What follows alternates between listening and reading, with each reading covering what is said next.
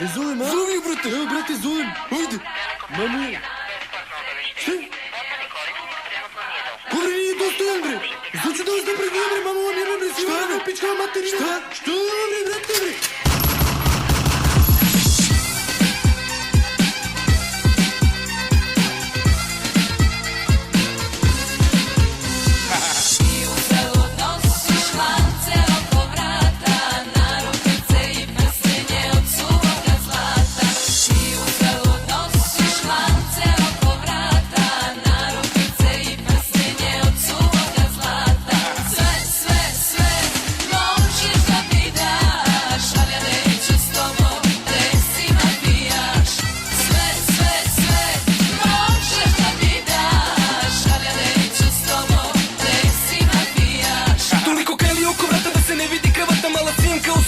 Isto nisi znala, pola zlatare na meni, antitripoviš se ne bi i rekao bi odjebi, ali dobar si ko derbi. Zato pusti to sranje i neku glumu časte sestre, oči ne skidaš sa lanca, pa znam da iste sesne kada žuto je u pitanju, tad odluke se menjaju, se prvo kažu ne, a onda ispade da kenjaju. Ovaj rad je skupi, ne postoji skupi, kao ni poštenje u tvojoj kratkoj supi bez dojenja. Dobro znam što si ovde, jer platina me čini beli im od droge. Ja sam biznismen, ti bi da lizneš me i kada skineš sve, kada mi reci da su kajne nebitne. Ajde, ajde, ajde! Za Wednesday!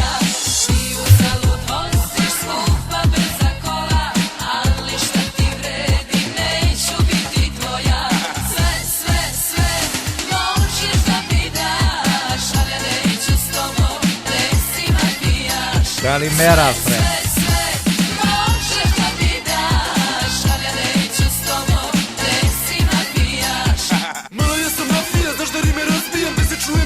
Čuj si blongija, radim prvo kuku, onda viski nikad rakija. Kupit ću ti dijamante, jeftina je platina. Siju se felne, sija se i patika. Razbio sam istom, vogdačka od batina. Pališ se na loše muke, dobro znaš da takav sam. Kižma mi je savijena od kajla i lanavija. Dolazim po tebe, upa jer očipu. Ko ti gužna postelju, razbiću mu pičku. Glavo bolja od vina, nigde aspirina. Turbo fal pevačice, za tebe su prašina. Švrše bele linije, ko te gleda zvekete. Furam se po spolovima, fazon 90-te. Sve tvoje drugarice, misli da sam jakse. Misli mala brate, koji ni be mater.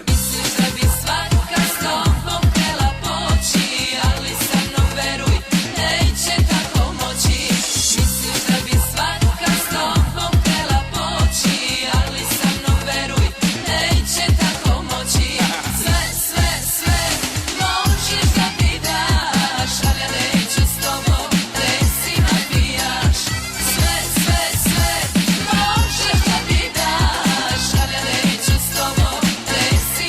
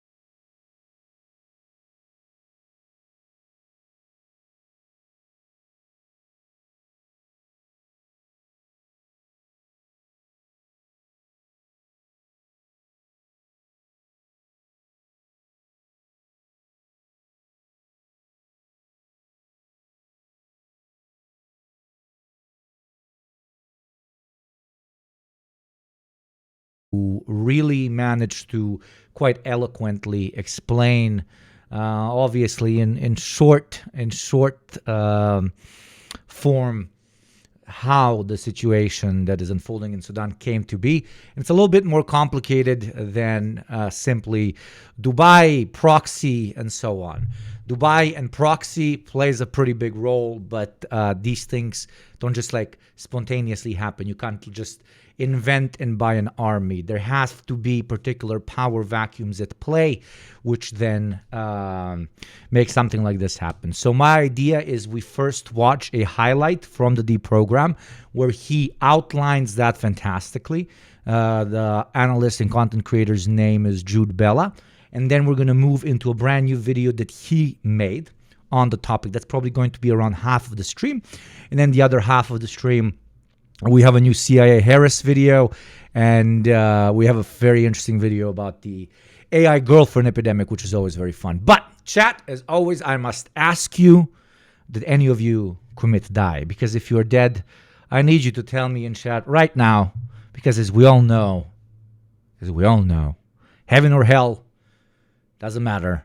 Both probably have access to Twitch. Welcome in. How you guys doing? I am Svenska über alles. I am Polish, actually. We are all Polish. We are either Polish or Albanian. Okay? Polska albanskim. Albania polskim, Polska albanskim. Finally, Hugo has come out as Kazaki. I am proud Kazakh. Okay, if you were real Kazakh, you will say Kazakh, not Kazaki. What in the mother of God is Kazaki? Polska Gurum.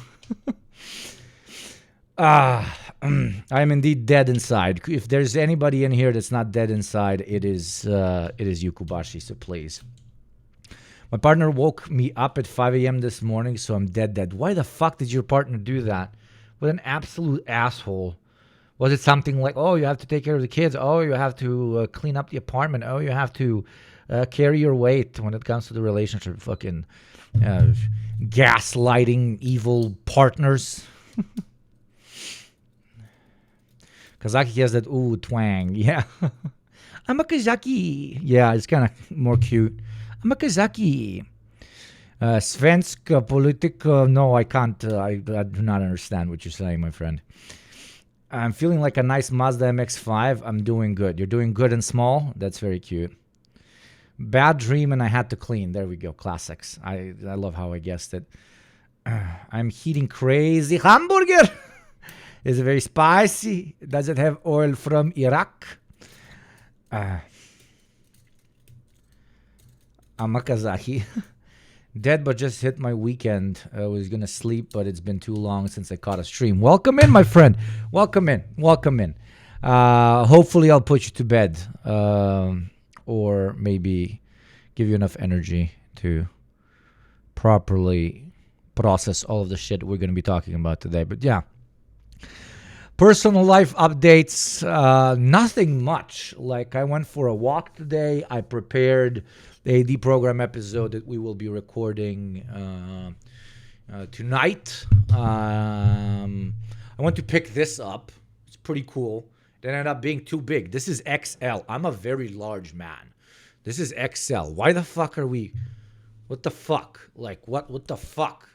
I guess everything's baggy now? Everything is baggy now? Like, the fuck? Sure did that for me yesterday. Okay. No, I'm not saying I'm skinny. Like, I'm normal weight or whatever. I could lose a few kilos. I got a decent amount of fucking, I don't know, flesh on them muscle bones or whatever the fuck. But like, it's too baggy. I don't know. I fuck with it. It's nice, but it's too baggy. I'm a 6'3" guy. I'm a 6'3" Balkan male. And this is like, what the I'm XL. I'm supposed to be XL. You cannot tell me I'm an L. There's no planet. I have been XL since I've been 20 years old.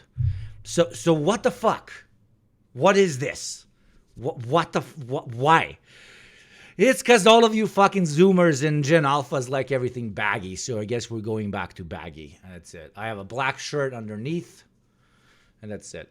This Napagigi Napapiri or whatever brand. I've really been fucking with it lately because I don't know. Like you got the greenish here. That's why we need to buy a new camera, Chad, by the way. This. Because this is green. I don't think you understand just how green this is. This is very, very green. And it just doesn't show as green. And then this is dark brown. This webcam sucks ass. Like it completely sucks ass.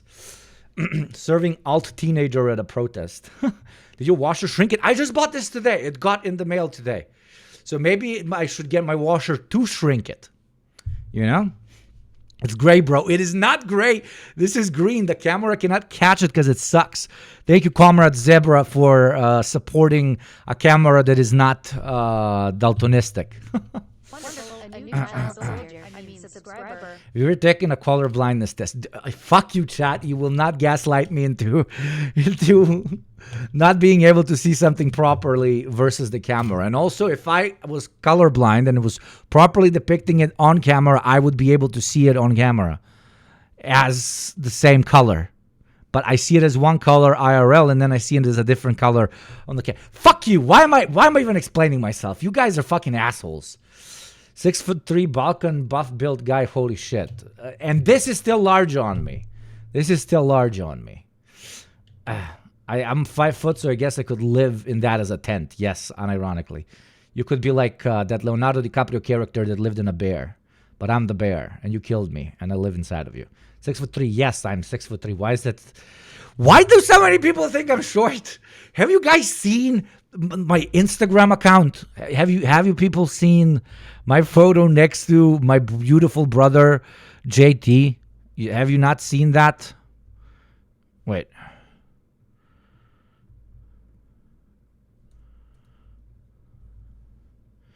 And plus, you can compare me to the fucking, what do you call it?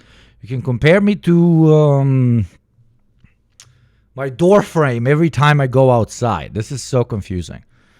Where is it? When I went with them. This one? Okay, I am a very large human being, which is bad. That means I will die very early, but it is what it is. You give major short man vibes. I constantly call upon the genocide of short people and the creation of a heightist supremacist nation. And that is giving short man vibes. Now, after I said it, that's kind of giving short man vibes. No, JT is normal height. JT is a very handsome, fit, normal height man. Okay, he is not that short. He's not that short. I'm just a little bit bigger.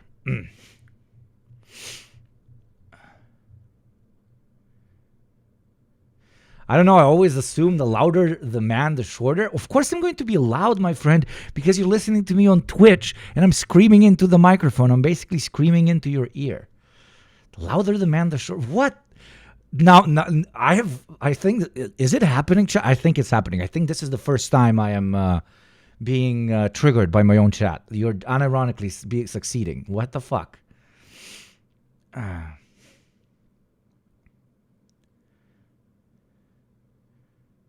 I was arguing with my friend, is Slovenia a Balkan country or not? I need your expert opinion. Slovenia is 100% a Balkan country, okay? How the fuck is that even a question, cynical Chris? It was part of Yugoslavia. It shares far more cultural factors than it does with Central or Western Europe. We can understand Slovenians much better than anybody on the north can. They're just economically better off Serbs. Like, let's be honest here. Look like Diego Ruzarin in that photo. I fucking love Diego. No, Diego's next level. Diego is next level. Like, we take over one day. We are going to fight the cult of personality, except for Diego. Like the Diego's statue is going to be put everywhere, so that every masculine person or a person that wants to be masculine, right, can look at the ultimate image of a man and be motivated to pursue that particular aesthetic. Okay. Diego Ruzarin is a next level fucking fit ass motherfucker.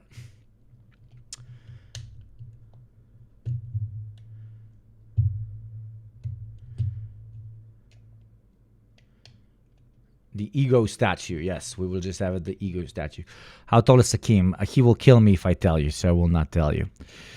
Anyways, we have a hype train chat. As always, pay your taxes. Not anybody has paid their taxes today. We got 4 for the week. We are very close to potentially reaching our goal. The higher the hype train, the more pictures of cats I will be showing you. All the classics in one beautifully wrapped YouGov Extreme. You know how it goes. You know what to do if you can. If you cannot, God bless you too. Why did that rhyme? Maybe because it's Christmas time. Who. Now, I want to start out in a very non-traditional way for our streams, where I play a highlight I just uploaded, literally, okay? Where, as I said in the beginning, a guest we had on called Jude Bella. What the fuck? Why is it like this? Jesus Christ. Why doesn't it have the... Oh, Lord. Like this. Okay. Where Jude, explains in very simple terms the story about... the story of how this came to be. So we're going to watch this, okay? The broad contextualization of the genocide and ethnic cleansing campaign happening right now in Sudan. We're going to get an overview from Jude while he was on the DD program. If you want to hear the full episode of this, it's on Patreon. Or it's going to come out in 2 days. I'm not that big of a shill. You can wait for 2 more days.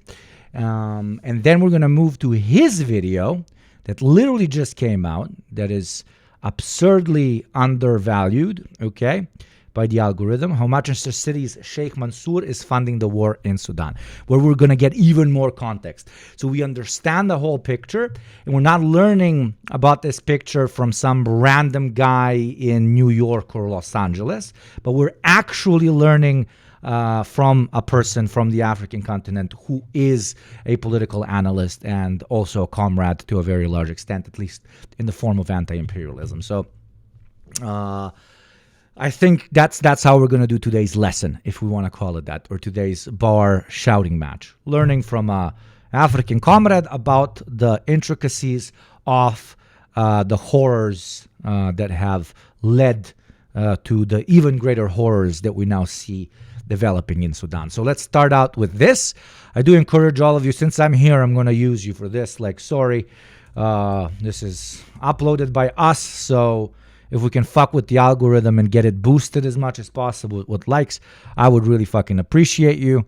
And let's get going. I think Jude, like anybody who's out of context, Jude really does a really good job in just sucking you right in a matter of 10 minutes. It is really good. It is impressive. His ability to explain shit is very impressive. Hugo here, one of the co-hosts of the show.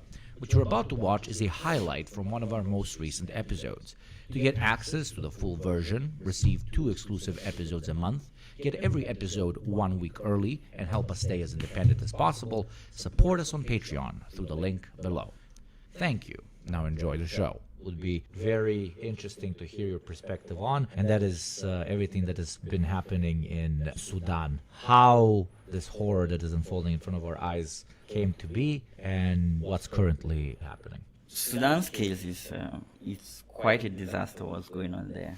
You see, Sudan today is the result of 30 plus years of militarized rule. They have proxy warfare, a failed transition that left 2 armed giants in one state. Now, that is the army and the RSF. So you must have heard of this guy, Omar.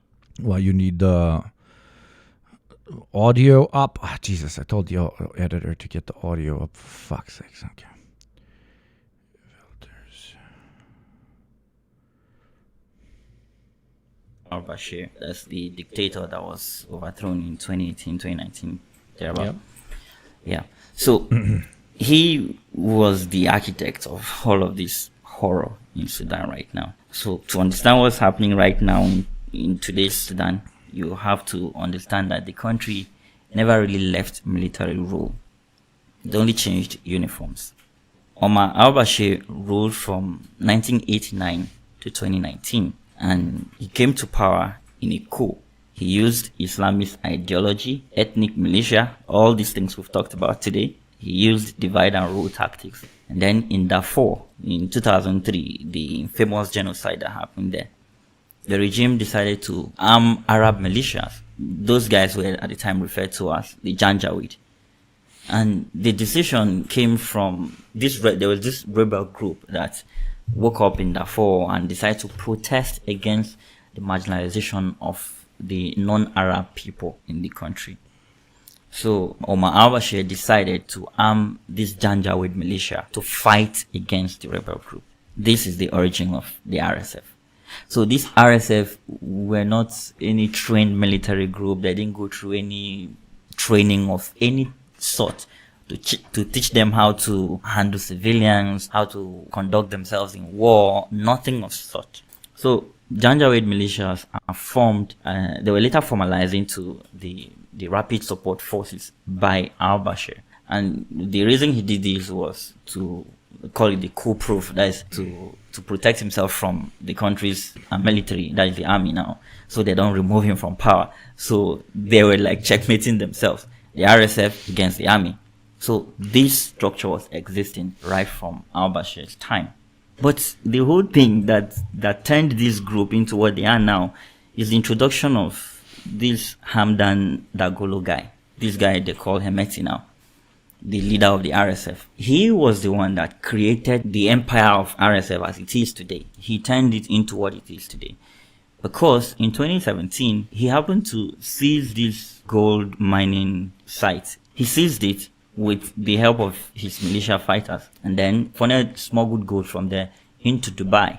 This was how the connection was established between himself and the Emirati government now. Okay, how do I grow my military? I need an absurd amount of resources. Okay, let's seize one of the things that our country is world famous for, and that is gold. I seize the key asset in the country, and then I find a quote-unquote willing trade partner for selling that asset. There is currently no direct proof on who contacted who first, okay, between the RSF or the United Arab Emirates, but the relationship that they created was one of, I guess, extremely simple exchange in which you receive ammunition, weaponry, and funding, and in return, you sell the main resource of your country to a foreign power.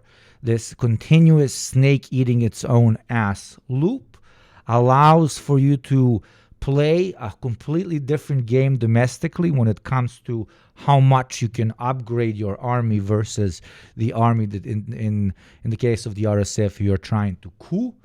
The guys over in the UAE are receiving their cash, and it's a win-win for everybody except, of course, the civilians that are caught in the crossfire, or Sudan itself and its sovereignty over its own natural wealth. Okay? Sudan aligning with the Gulf states in the 2010s also led to Omar al-Bashir's sending the RSF to help the Saudis and the UAE to genocide in Yemen, which is where the UAE's relationship with the RSF started, from my understanding. That is a very, very good point. So a lot of people would ask, okay, but maybe somebody else would have wanted to buy the gold. The reason they had this very strong relationship with the UAE is because the RSF played a role similar to Wagner Group. Like, I want you to look at the RSF as unironically a massive private militia that now occupies land. We have a private military company that now occupies land. Why are you calling them a private military company, Hugo? Because when they went to Yemen to fight on the side of, as our beautiful chatter just explained, on the side of the UAE, on the side of the Saudis and so on, they killed for cash. They were APMC. And now this, much more practiced, much more experienced, and with incredible connections to the UAE. All of this is covered in the larger episode, of course. I just want this to be a very introductory thing to a lot of people. Because it's more complicated than the UAE just woke up one morning and went and created a whole force in Sudan and then is indirectly occupying it. Okay? That is partially correct, but it is missing, as I like to say, the forest for the trees in this much more complicated story. So yeah, these guys now super fucking experienced with incredible business contacts in the UAE that now have access to some of the largest pools of gold on planet Earth, and they have incredibly large political ambitions, start doing what they're doing. A case of balkanization where different influence groups, foreign influence groups, are playing one side against others as a means to enrich themselves. But that does not undermine the fact that domestic reactionary forces, in this case so reactionary, they're basically private military companies, a private military company, has to have set the ground for this foreign influence and so on. It is what's the word?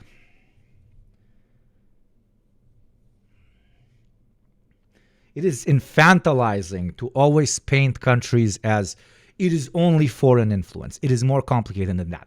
And as Marxists and real anti-imperialists, we need to understand it. Okay, let's continue. So all the smuggled goods from these mines were shipped out and sold in Dubai, from where everybody gets their gold, you get. But the funds from this mine was not given. Geopol made a good video about Sudan. No, we're going to watch an actual African person talk about Sudan. The meme video can do its own thing. To the government or anything. He used it to arm this group and then build his own personal war chest. From here, the RSF was now both an army and a business empire. They control gold mine, they control border, and they were also now receiving mercenary contracts. When the UAE government contracted them to help their fight in Yemen, it was reported that each of the fighters got paid upward of $2,300 per soldier. And he had over 100,000 of these guys in the RSF unit. This is a private militia, Jesus numbering Christ. up to 100,000 That's people. insane. Now experienced and trained. Yeah. How do you have that in the country? Like, you have your own, the country has an army, and then there's a private militia group with 100,000 people. And then 2019 came, the uprising, and there was this illusion of transition. I don't know, I heard people make the parallel of imagine when Wagner marched on Moscow if Wagner won. Or if didn't win, but now 2 years later, there's still an active battle between the Moscow forces and the Wagner forces. And the Wagner forces are selling oil Russian oil to the West, for example, as a way to pay for the conflict, and the Russian patriots or whatever are selling oil to another group in order to pay for their funding and for their armaments and for the conflict as a whole. Into democracy. There were mass protests. These protests now toppled Bashir. And Hemeti, being a very smart guy, decided to ally with the people just at the right time. Bashir had given him all of this power. But now, seeing that this popular movement against Bashir was going to topple the Bashir government, he decided, he and the Al-Burhan guy. These are the two guys that are fighting right now. These are the two guys that are fighting. An incredibly classic case of balkanization. Like, it's absurd. The general in charge of the SAF, like the Sudanese People's Army, they decided to ally with the people against Bashir and topple his government. And herein comes the problem. We now have three people vying for power. First, the civilians want democracy, but the military say not yet. But the RSF also said, well, we kind of want our own thing here. We don't want to be part of the military. And therein was the problem. The military wanted to integrate the RSF into the armed forces of Sudan to make it one, so that. But the reason this case is extra insane is that the RSF, while having some underlining like hardcore, like pro-Arab ideological tendencies, they participate in a lot of ethnic cleansing on that basis. But at the end of the day, it's a massive private army corporation that operates for its own interests to garner land, money, territory, foreign contacts, and so on, just for itself. So when I say balkanization, everybody immediately thinks about the falling apart of Yugoslavia, right? And different international powers vying for interests over the different now warring nationalities of ex-Yugoslavia, right? But even the nationalists that were fighting for all of those individual republics were kind of representing the ethnicities of those republics. It was newly formed national armies fighting other newly formed national armies. Here we have a standing national army that, is the official government of Sudan and is fighting for Sudan itself.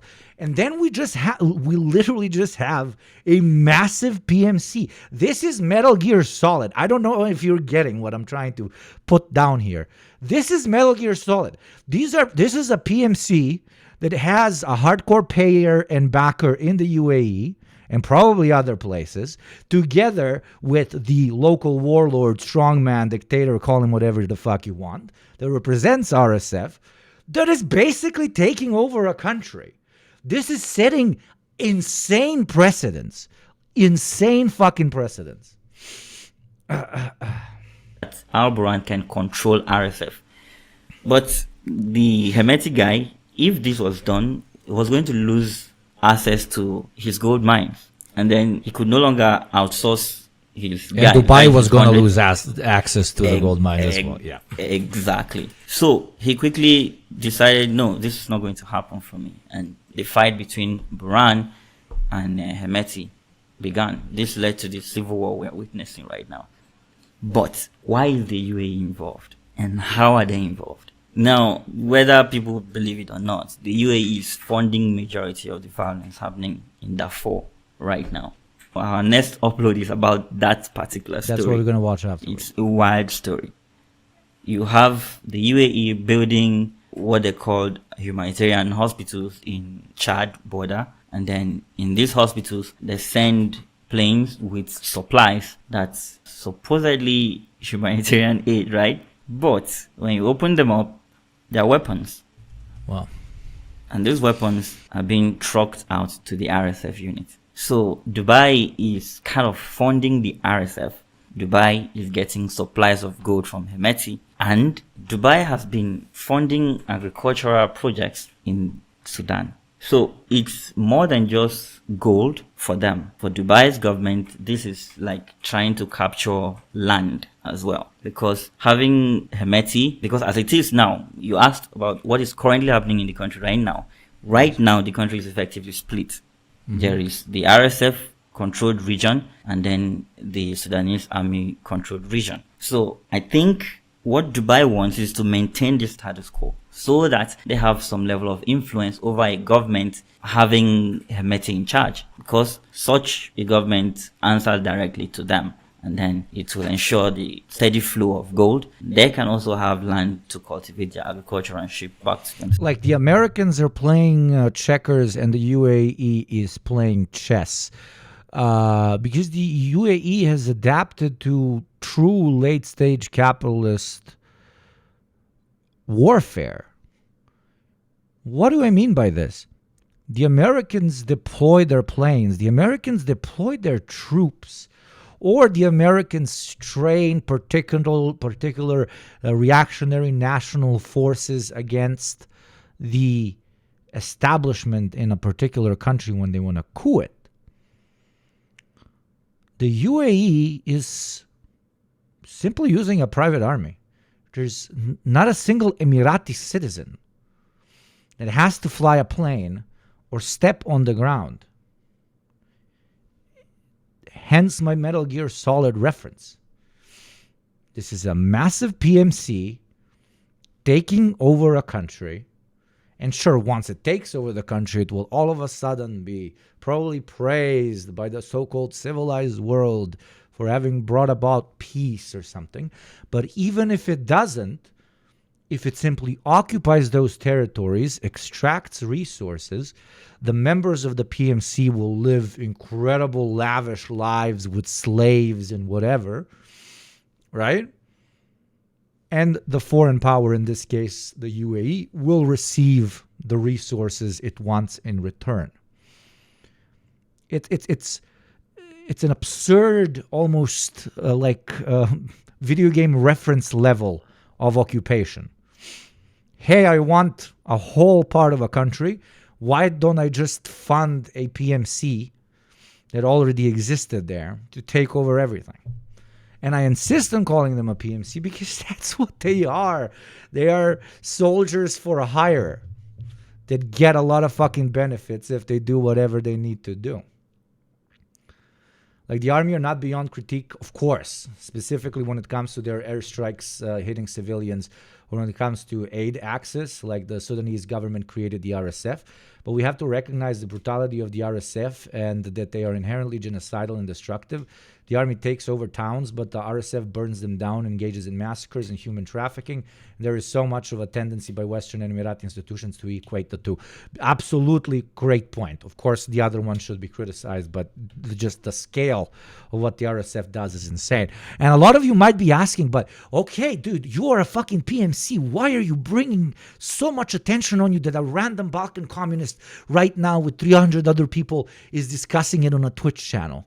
Why the fuck would you be burning down villages and gutting people and SAing and stuff like that? That's not good for business. Probably even the Emiratis are like, that's not good for business. What the fuck are we doing? Well, Jude here has a very good dialectical explanation. I'll let him say it himself. So you see what the UAE government is doing here, using their money to fund all of these wars outside, gaining influence, arming these terrible, what do I call them, dictators? I don't want to use the word dictator. Arming these strong men, men. And then just the civilians dying in mass. It's horrible. Over 150,000 people already reported killed. These are civilian numbers. Civilians. Absurd. It's God. Yeah.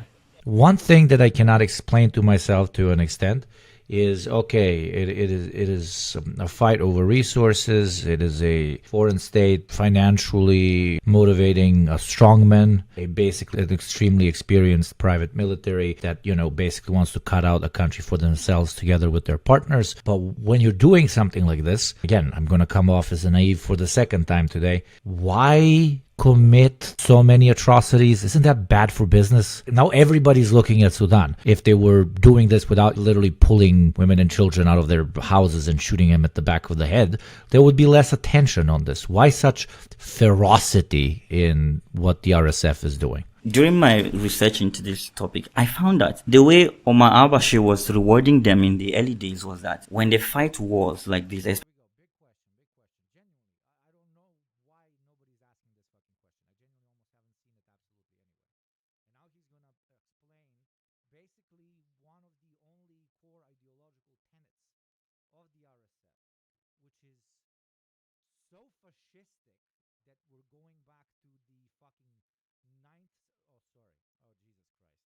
That's why I don't mute myself. My bad. I'm genuinely baffled why absolutely nobody is asking this particular question that was posed here.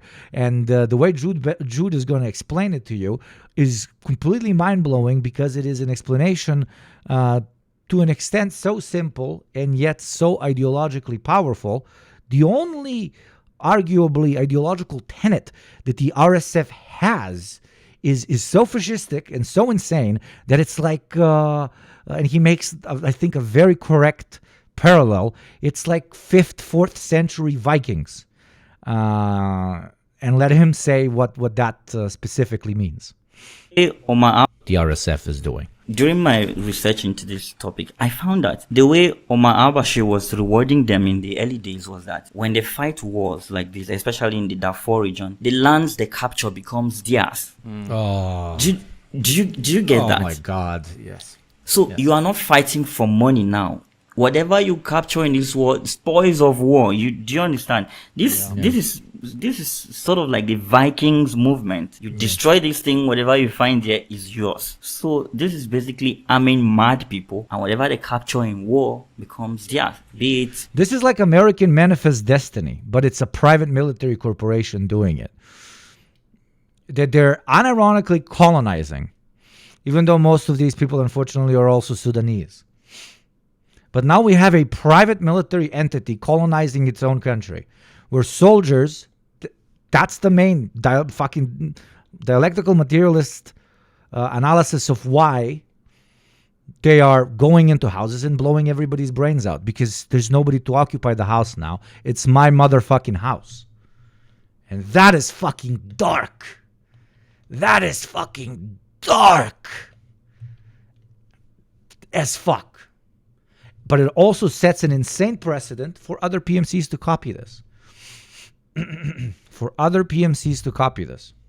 This is not in all parts of the world, but in a lot of parts of the world, this is just Holy Mother of God, sustainable way of developing your PMC, because they're no longer just working for cold hard cash. They're now working for land. They can get houses. They can get farm agrarable land. They can get cars. They can get. You take the supermarket's yours, bro. Viking shit. I'm a historian. I'm not a historian. I don't know how much about the Viking shit was correct, but you get my parallel. Viking shit.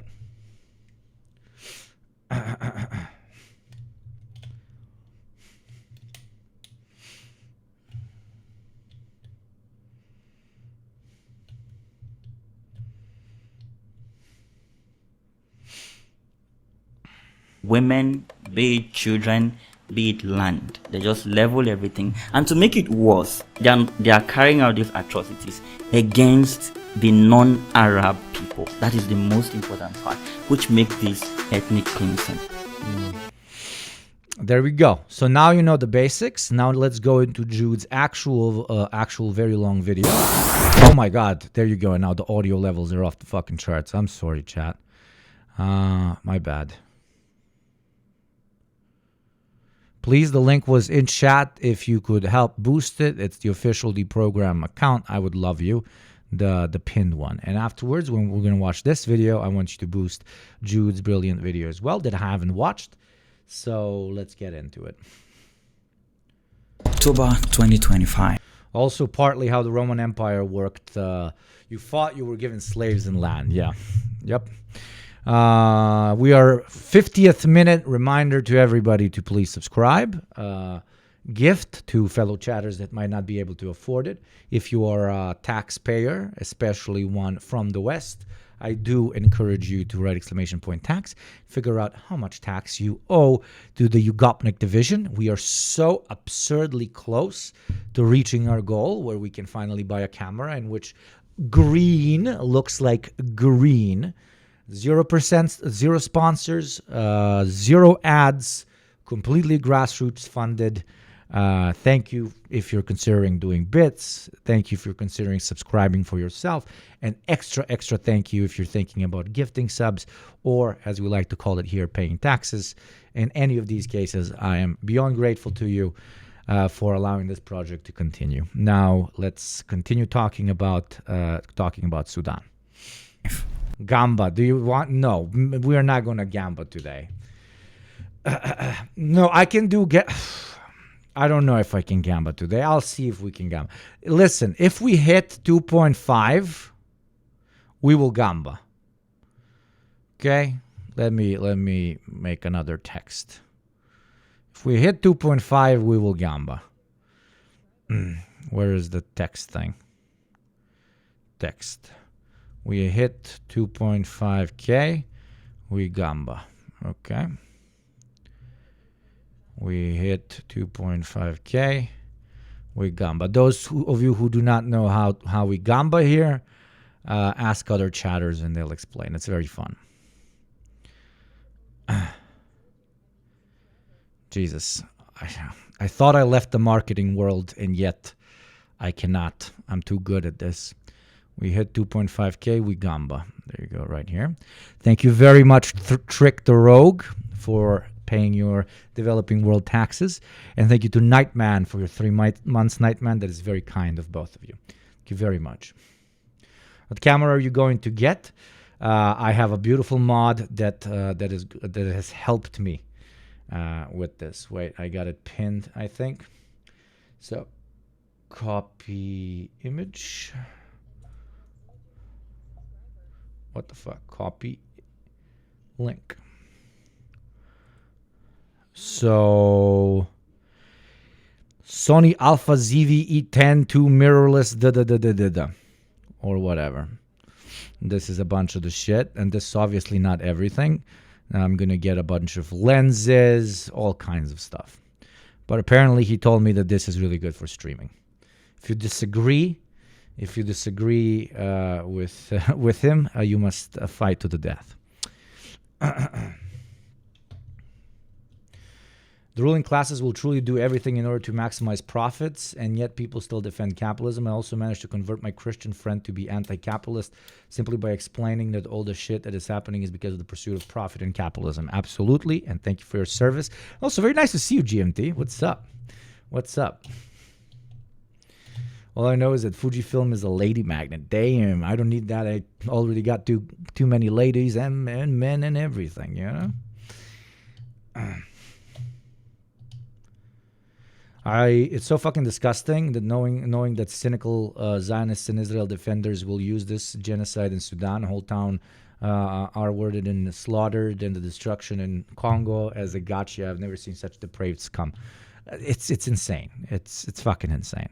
The whole argument, hey, you're not covering this, but you're covering the other thing, hence you are a hypocrite, is insane. And it is OG Fed propaganda. That's OG Fed posting. That is hardcore OG Fed posting.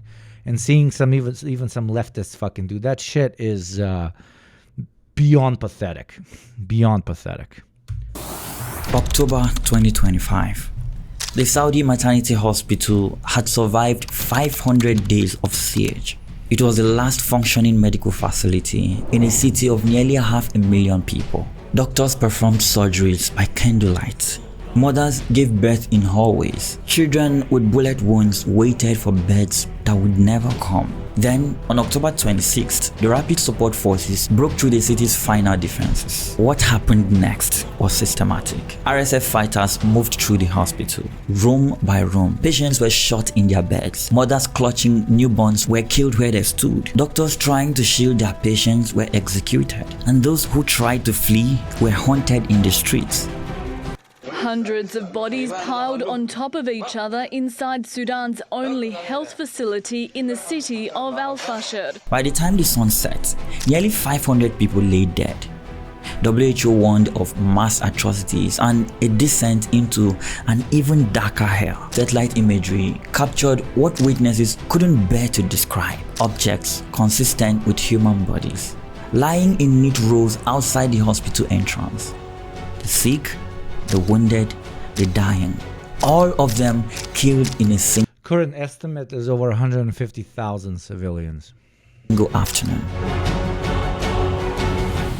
But this wasn't random violence. This was the culmination of a war that had already killed over 150,000 people and displaced 12 million more. A war that transformed Sudan, Africa's third largest nation, into the world's largest humanitarian catastrophe. And behind it all stands the Rapid Support Forces, a paramilitary group that evolved from the notorious Janjaweed militias responsible for the Darfur genocide. But they are not alone in this. They had help. Thanks to multiple investigations, we can trace the weapons they used, the drones that bombed the city, the artillery that shattered its walls, the bullets that killed those patients. To really understand who is responsible for what happened in El Fasher, you need to follow those weapons back to their source. And that trail leads somewhere most people would never expect. It leads to a glass tower in Abu Dhabi, to a man worth 17 billion pounds, to someone the world knows as the owner of Manchester City Football Club. His name is Sheikh Mansour bin Zayed Al Nahyan. And Oh, it's always a capitalist. Oh, the blowing of my mind is blowing so much that it is blowing. But with Sudan, us as Marxists, we have, let's call it, we have been given additional ammunition when it comes to depicting the direct correlation between capitalist land grab and, in this case, mass murder.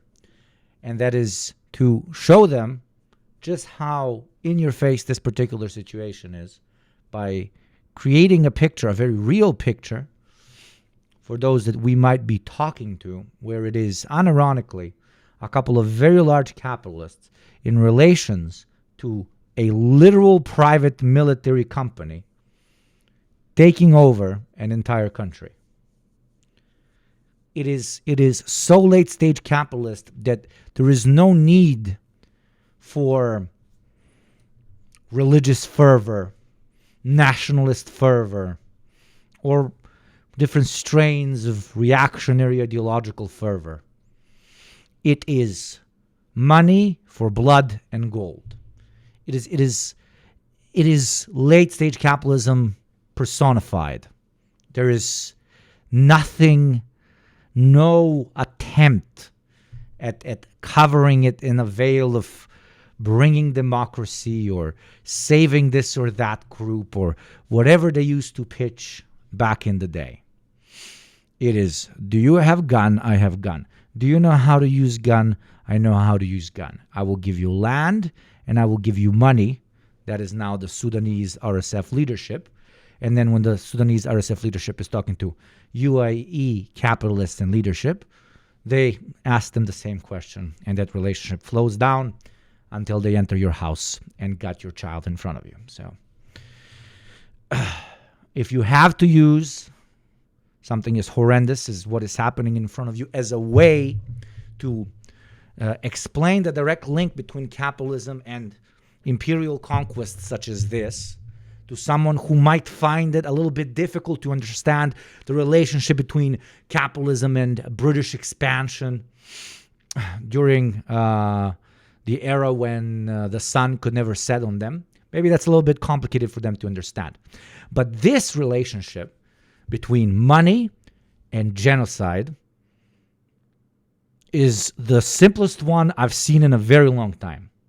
So please put it in your ideological rifle and inside of the organizations you're members of, or inside of the different friend groups that you are in.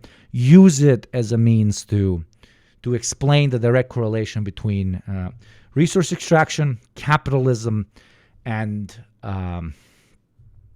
horror. Okay? Thank you. he has been called the handler of the UAE's secret foreign wars. This is the story of how a football club owner became a warlord's bestie, and how the UAE's money and weapons enabled one of the worst humanitarian catastrophes of the 21st century.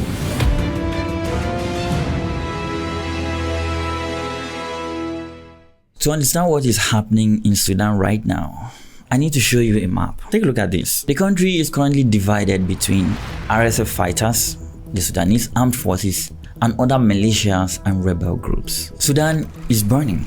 It's been burning since April 15, 2023, when fighting erupted in Khartoum between two rival military factions. On one side, the Sudanese armed forces, led by General Abdel Fattah al-Burhan. On the other, the Rapid Support Forces, commanded by this guy, General Mohammed Hamdan Dagolo, better known as Hemeti. What started as a power struggle. Thank you very much, Honk Bong, for the free Prime. It's definitely not free for you. Thank you very much. Anybody with a Prime that has not yet given it, please do consider giving it to the show. It literally costs you nothing. You just click a button and it really helps out the show. Thank you, my lovelies. Thank you very much. If you don't know whether you have it, go up into your account and you check. It should be very easy. Thank you, Bizossi. In the capital has spread into total war. About 150,000 people have been reported killed, though the real number is likely far higher. More than 12 million people, over a quarter of Sudan's population, have been forced from their homes. We have Hey, Western right-wingers, you don't want them goddamn migraines in your motherfucking country? Maybe don't fund wars like this. I don't know. Just an idea. Just a small idea. Maybe most people actually want to live in the place they were born in, and they prefer it big time over having to uproot their entire existence and come live wherever you're living, okay? Maybe most of them do that because they have no other choice. Just maybe. So maybe if you do not want to directly see the consequences of imperialism right in front of your house, maybe don't help or literally do imperialism. Turns out refugees can't fly to Mars. Okay? Even economic migrants, I don't care. Turns out they cannot fly to Mars. They have to go somewhere. And sometimes, yes, that will be your street. Thank you, King Thyri, you motherfucker, for the gifty. Thank you very much. over 30 million people facing acute food insecurity. Famine has been confirmed in displacement camps across Darfur. Khartoum, a city of 6 million people, now stands in ruin. Government buildings destroyed, banks looted. The international airport. And people that are like, I see some chatters that are well-intentioned that like always that want to move it like, oh, the West's involvement in the UAE. You're still going with that low-key a little bit like liberal brain where you're afraid of calling a government evil because it's in the Middle East and you never know how. The UAE is the West. If you want to think in terms of tribes, okay. My friend, the UAE is the West. Saudi Arabia is the West. South Korea is the West. Japan is the West. Doesn't matter that they don't look like a dude from London. They are the West. They are part of that group. Okay? And all of their interests are aligned. I don't care who's doing the imperialism or what their fucking skin tone is. They're still fucking imperialists. So yes, you should be shit-talking the influence of the UAE. You should be shit-talking the influence of the Sudanese RSF. Okay? You should be talking about the Western connection and the whole thing. You should be talking about certain comrades that are sitting on the line. All of these groups, if you do not want to infantilize them, are part of the larger problem. And the relationship to capital, of course. Because I genuinely don't like that it's always, like it's so infantilizing. Honestly, like it's always, whenever there's like people that happen to not look white that are doing fucked up shit, it's always like, ooh, they are being manipulated by the white man. That implies that they're babies and they are always, no, everybody works for capital, my dude. Okay? Everybody sells out for capital, my dude. It just trickles down in the worst of ways. Yes, the UAE wants to be an emerging regional, if not greater power. And they've been working at it for the last 30 years. The EU literally funded the RSF before the war when they functioned as a border guard to stop people fleeing from the Horn of Africa from coming to Europe. Yeah, they're a fucking PMC. Europe is very much complicit, not to mention European arms and therefore from various countries. Yeah. But so is the UAE.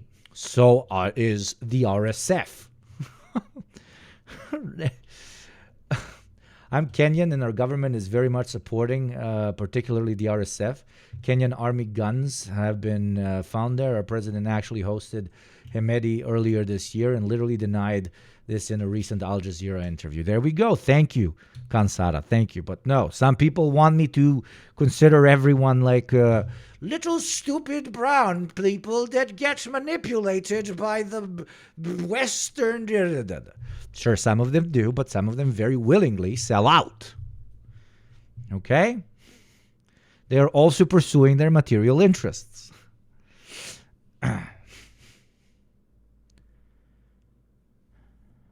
Empire can exist everywhere.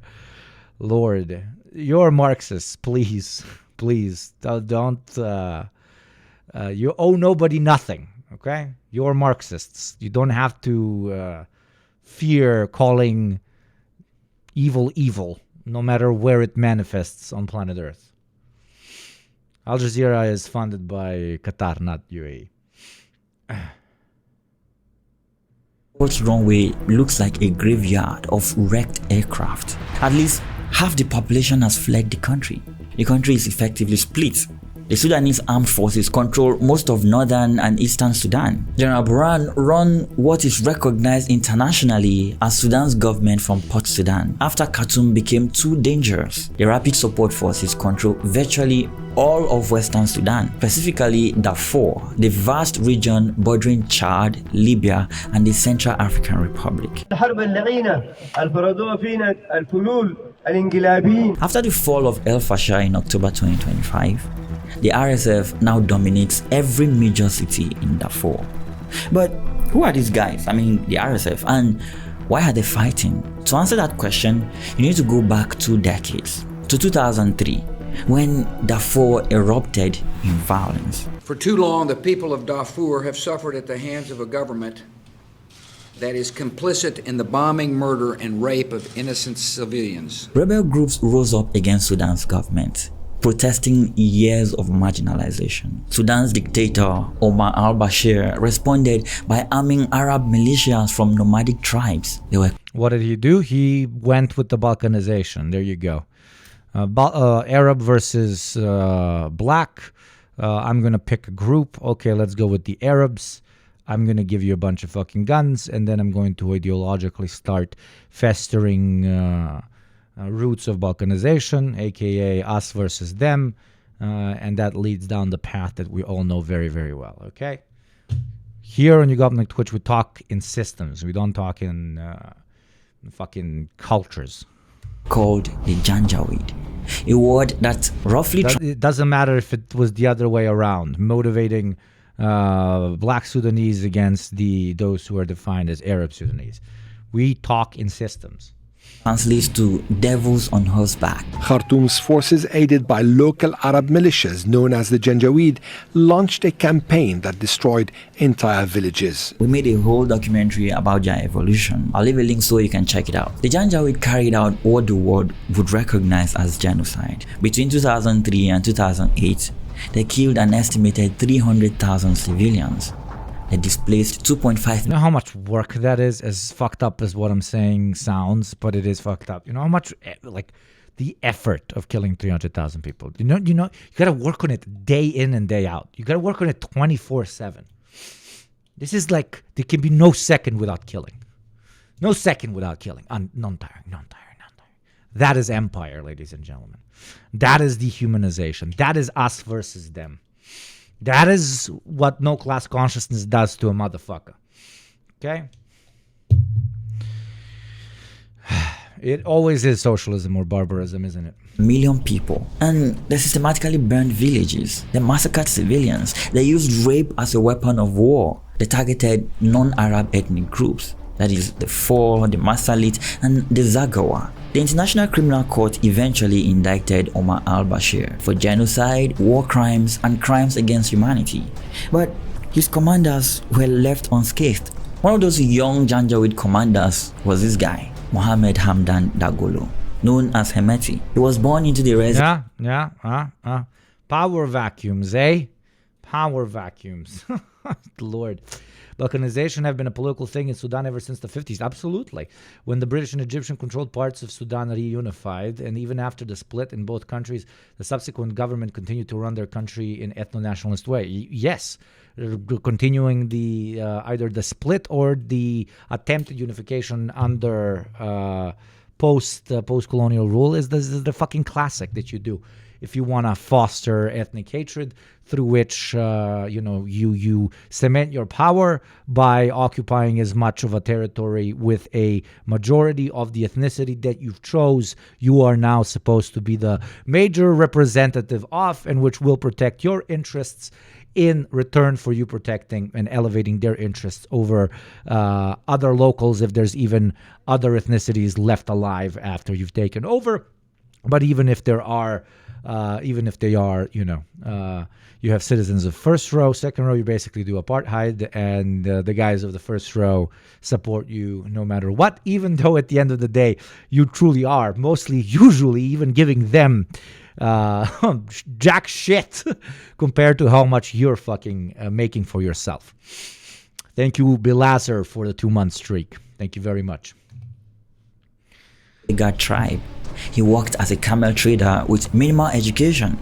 He left school in 3rd grade, in fact, but he proved himself as a ruthless commander during the genocide. Well, in 2013, Bashir made a decision that would change Sudan forever. He formalized the Janjaweed into a new paramilitary force, the Rapid Support Forces. He put Hemeti in command. The RSF became Bashir's personal guard. They crushed rebellions, they protected his regime. By 2019, they numbered about 100,000 fighters. But they weren't just soldiers now. They were a business empire. You see, in 2017, Hemeti and the RSF forcibly took the Jebel Ahmed gold mines in Darfur, some of the richest deposits in Africa. His company, Al Junaid, soon dominated Sudan's gold industry. That gold generated hundreds of millions of dollars annually. Much of it was smuggled to Dubai. This made the RSF financially independent. They could now buy their own weapons, pay salaries even better than the regular army. They became what analysts called a state within a state. When popular protests forced Bashir from power in April 2019, Hemeti threw away his loyalty cap and helped overthrow him. He and General Buran, the army chief, formed an uneasy partnership. In fact, they jointly staged a coup in October 2021, sidelined. Even when South Sudan was split off Sudan, Sudan was left with only 25% of their oil reserves, which was like 90% of the economy, which exacerbated the conflict in Sudan. Turns out that the reactionary nationalist movements lead to even greater problems than the problems that they pretend to solve.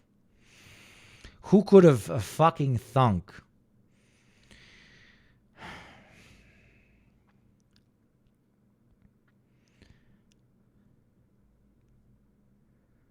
the civilian government that was supposed to lead Sudan's transition into a democratic government? But tensions were building. The army wanted to integrate the RSF into the regular military. Hemeti refused any integration that would weaken his power or threaten his gold literally like Moscow and Wagner, like empire. By April 2023, mistrust exploded into open warfare. Thank you, Atomic Lich, for your 18 months, my friend, and your 1-month streak, baby. Thank you very much, Ka. And here's the thing. If we hit 2.5K, we're gambling, just so you all know. But it's going to be difficult to hit that 2.5 because you're going to have to fight against last month's winning on this lovely day. That militia shouldn't be able to sustain a 2-year war against a national army. The RSF doesn't have aircraft factories. They don't manufacture drones. They don't produce artillery shells. So the question is, how have they fought the Sudanese armed forces to a stalemate? The important questions are being asked. Well, the answer lies in what they are buying and who is selling to them. A BBC News Arabic investigation has documented the Sudanese army's use of at least 2 types of Iranian drones in its deadly war against the Rapid Support Forces, or RSF. The evidence started emerging slowly. Then it became overwhelming. In April 2025, UN investigators found and examined mortar rounds in North Darfur. Among the equipment were standard military ordnance. But here's what made these shells interesting. They had serial numbers. And when investigators began tracing those serial numbers, the trail led back here to Bulgaria. Bulgaria mentioned. Let's go.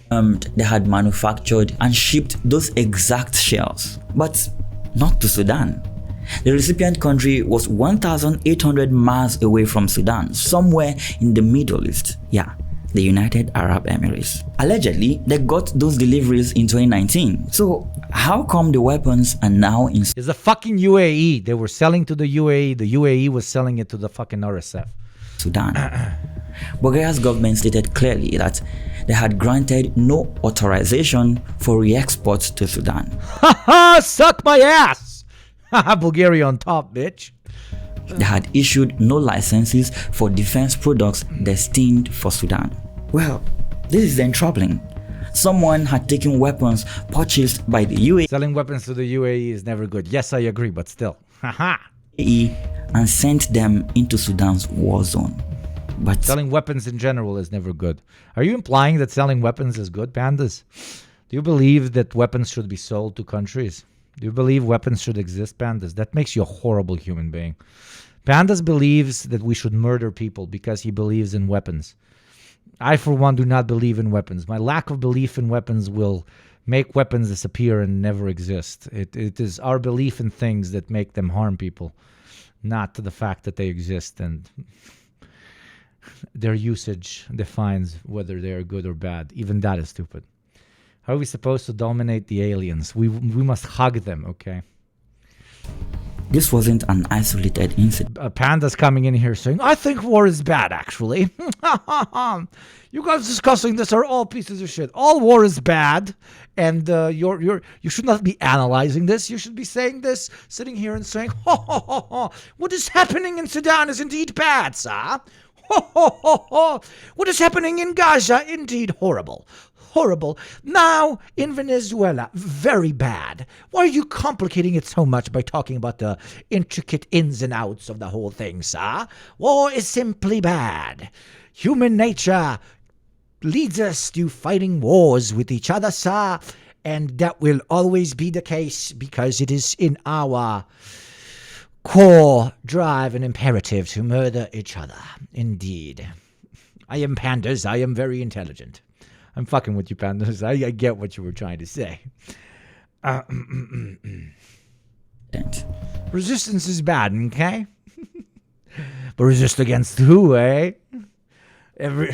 One man's resistance is another man's terrorist. Ooh. Enlightened centrist Yugopnik enters the chat. In May 2025, Amnesty International published an investigation documenting sophisticated Chinese weaponry captured from the RSF in... Oh, quiet. Are you going to be quiet now? When it's not white people white people guns. Aide. I will beat the idpol out of you unless it's intersectionalist. I will beat the idpol out of you unless it is intersectionalist. I'm going to say it one more time. I will beat the idpol out of you unless it's intersectional. In May 2025, Amnesty International published an investigation documenting sophisticated Chinese weaponry captured from the RSF in Khartoum and Darfur, manufactured by Norinco, a Chinese state-owned defense corporation. These bombs had never been used in combat anywhere in the world until Sudan. They were recently manufactured. And Amnesty's experts concluded that they were almost certainly re-exported to Sudan by the UAE government. British-made weapons components, targeting systems from a Wales-based company called Militech, armored vehicles from Emirati defense contractor Edge, engines marked Made in Great Britain by Cummins Inc., all found in former RSF. That's it. I no longer support China. Bases. China is fucking horrible. I no longer support China. Components, targeting systems from a Wales-based company called... Oh my god, Wales. Wales, literally eternal imperialist country. Militech, armored vehicles from Emirati defense... Yeah, it's called Militech. It's pretty insane. And it's in Wales. Militech from Wales, bro. Contractor Edge. What do they train their tanks on? Sheep, bro? Edge. Engines marked Made in Great Britain by Cummins Inc. All found in former RSF bases in Khartoum and Omdurman. The pattern was undeniable. Advanced weapons were flowing to the RSF through Emirati channels. US intelligence agencies tracked this flow throughout 2024 and 2025. According to reports from the Defense Intelligence Agency and the State Department's Intelligence Bureau, weapons transfer from the UAE to the RSF increased significantly. Sophisticated Chinese-made drones, small arms, heavy machine guns, vehicles, artillery, mortars, ammunition. But how?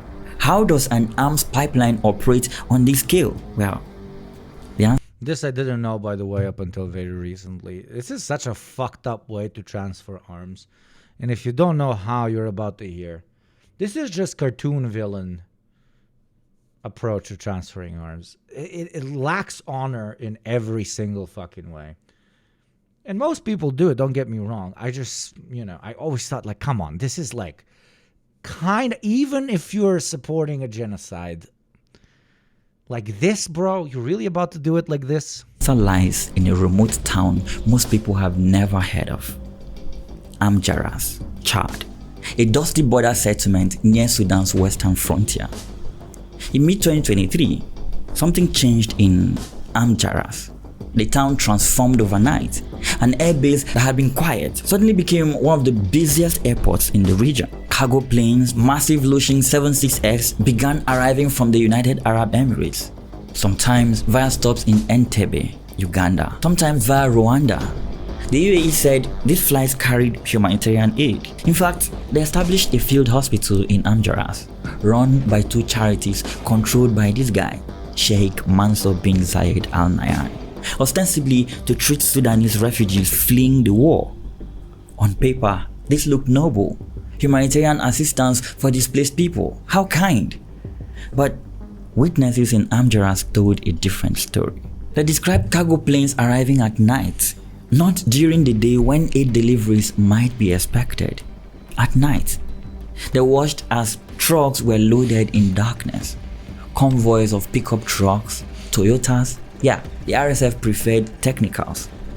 These were escorted by armed fighters. These convoys would drive east toward the Sudanese border. Flight tracking data captured the scale of the operation before the tracking account was mysteriously deactivated. 109 cargo flights from the UAE to Amjaras. All were documented, logged, recorded. The New York Times investigated and confirmed not only arms deliveries to Amjaras, but that a drone system had been established on the airfield. Drones that were subsequently used in attacks on El Fasher originated from this humanitarian base. The RSF's battlefield capabilities changed dramatically after these deliveries began.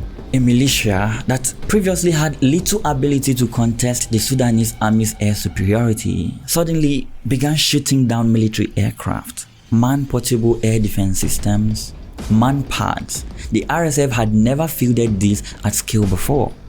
They began using armed drones to strike army positions, sophisticated combat UAVs that require training, maintenance, and specialized expertise to operate. Multiple rocket launchers appeared in RSF arsenals, howitzers, heavy weaponry the RSF couldn't manufacture and couldn't have obtained through desert smuggling routes. A UN panel of experts concluded in late 2023 that the RSF's new war-fighting capacity came from sustained large-scale supplies of weapons via the UAE-Chad corridor. Well, when confronted, UAE officials flatly denied involvement. They insisted all flights carried only humanitarian aid. They said they complied with UN resolutions. They called all those accusations propaganda orchestrated by, quote, the Sudanese armed forces. But the evidence kept mounting, and there was another flow, not just weapons going into Sudan now, but something coming out of Sudan. Yeah, gold. The UAE is the largest buyer of Sudanese. Oh, the planes flew back with something, eh? Oh, God. Gold. Before the war, they purchased roughly 90% of Sudan's legal gold exports. But here's the thing about Sudan's gold. An estimated 75% of production is smuggled out of the country, not sold through official channels. Smuggled. And the primary destination for that smuggled gold, you guessed right, Dubai. In the first half of 2025 alone, the UAE imported approximately 90% of Sudan's legal gold exports, about 8.8 tons, generating close to $840 million.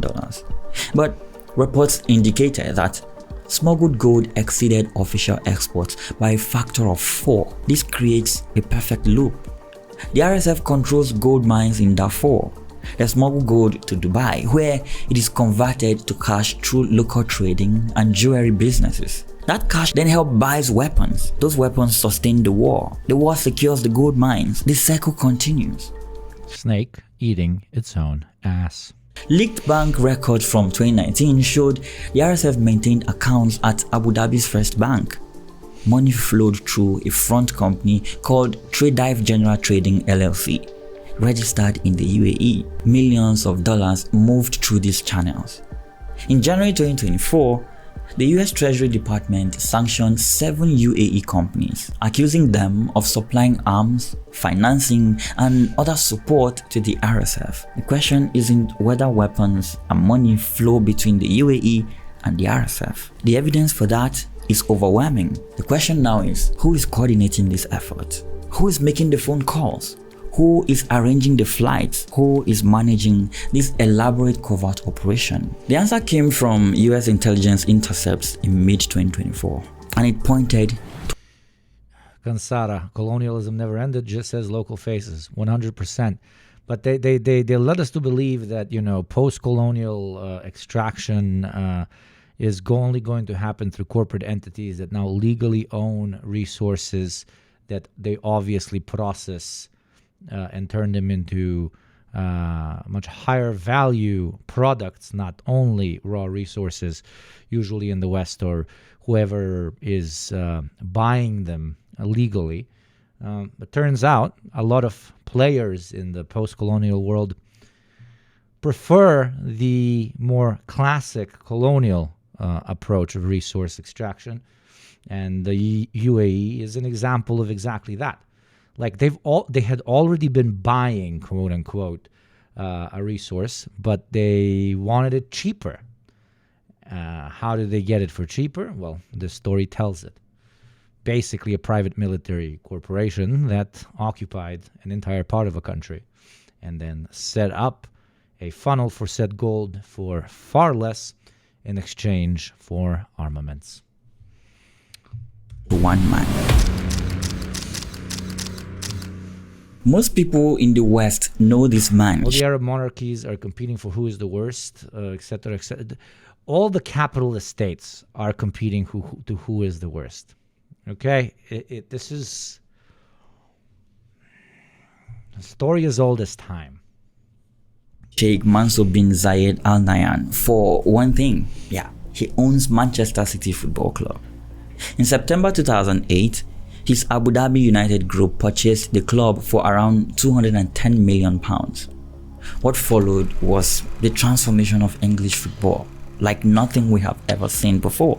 The club's first title in... You know how they say there's no ethical consumption under capitalism? That saying is insanely true. If you wanna do liberal moralism about all of this, it's terrifying. And this is the example of it.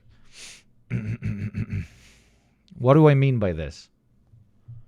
Did you ever think that watching a football club, consuming them winning on screen, can be funded, quote unquote, unethically?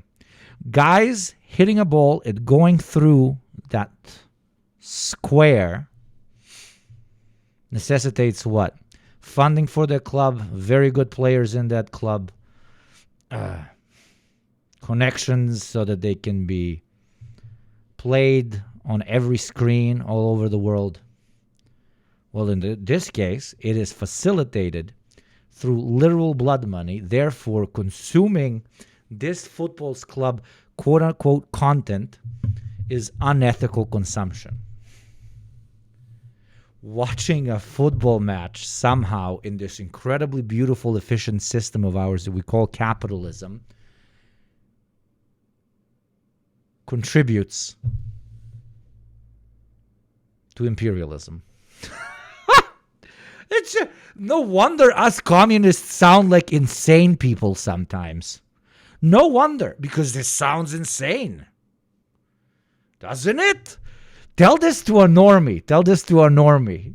Tell this to a normie. Yo, bro, watching Arsenal is problematic because they're tied in with the UAE, especially one guy that is really tied in the genocide in Sudan. Tell that to a normie. They're going to look at you like you're insane. Yesterday, we watched Zoran say that Arsenal is super based and that he loves it. And yet Arsenal is built on literal blood money. There is no ethical consumption under capitalism. There's zero. You can't watch football. You can't buy a football jersey without it somehow being stained with blood. That is capitalism. Oh, my Lord Christ. Holy mother of shit. Manchester, sorry. Whatever. I don't fucking know. Sorry.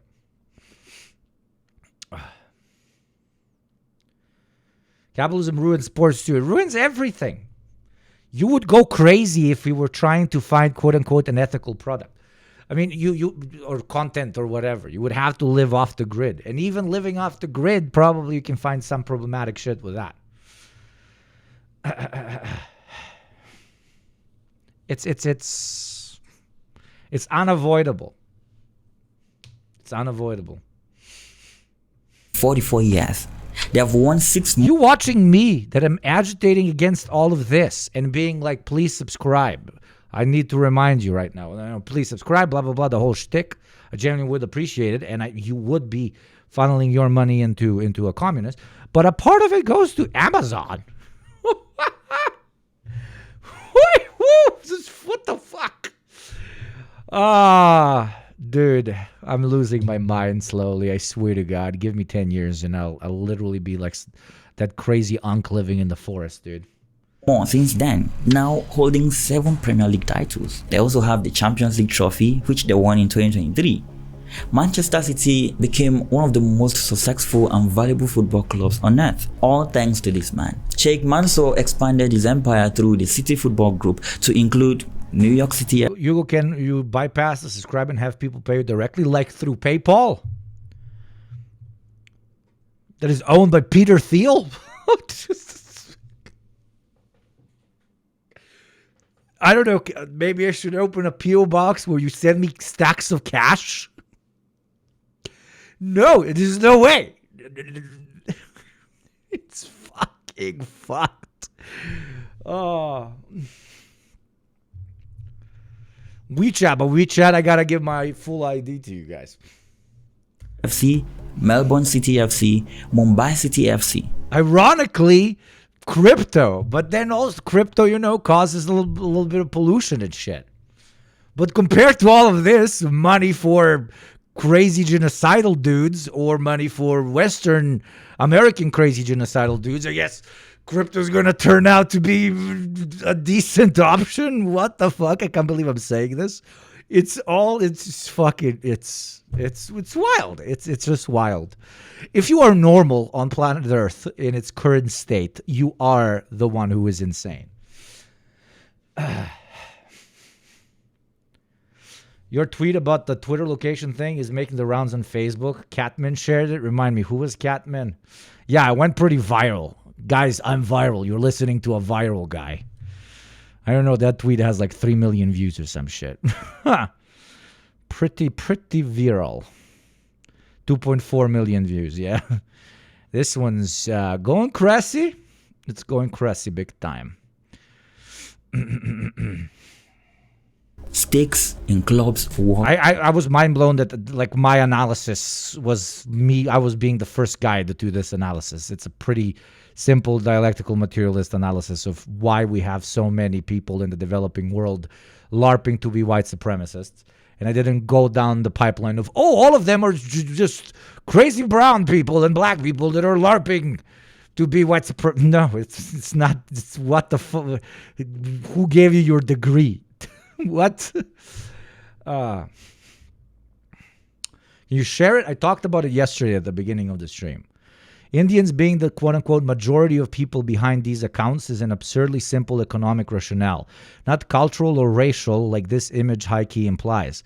X pays too little per popular post for quote-unquote Westerners to be able to make a living off it. Hence why less of them do it. The poorer the country, the more of these improvised fascist accounts you will see because it can pay the bills.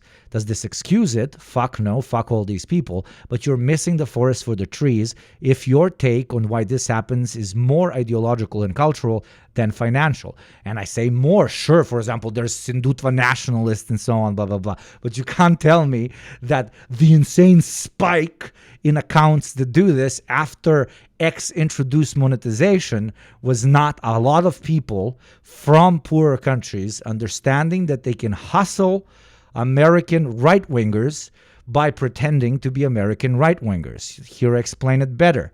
I do find it funny that thousands of non-Americans from all over the world sat down and said, how can we milk American engagement on Twitter to make a quick buck? And the first thing that came to mind was to just post Nazi shit for years on end, and it worked.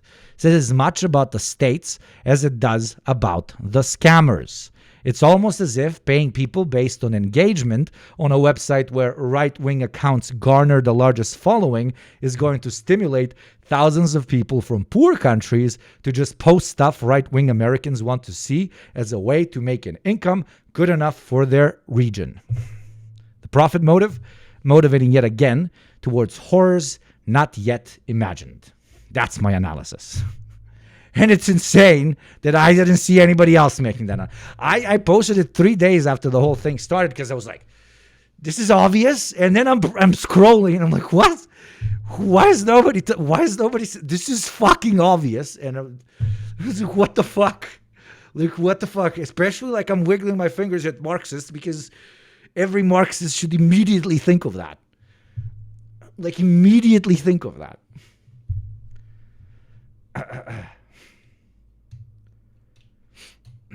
Somebody can probably do an aggregate of all of these accounts, blah, blah, blah, and then can compare the actual growth in posts and growth in engagement of non-American accounts that were LARPing to be Americans and American white supremacists and even Zionists, and would prove my theory. I am sure in my theory. I'm 100% sure in my theory. So many so-called leftists have been sharing racist memes, but yeah, it's fucking depressing.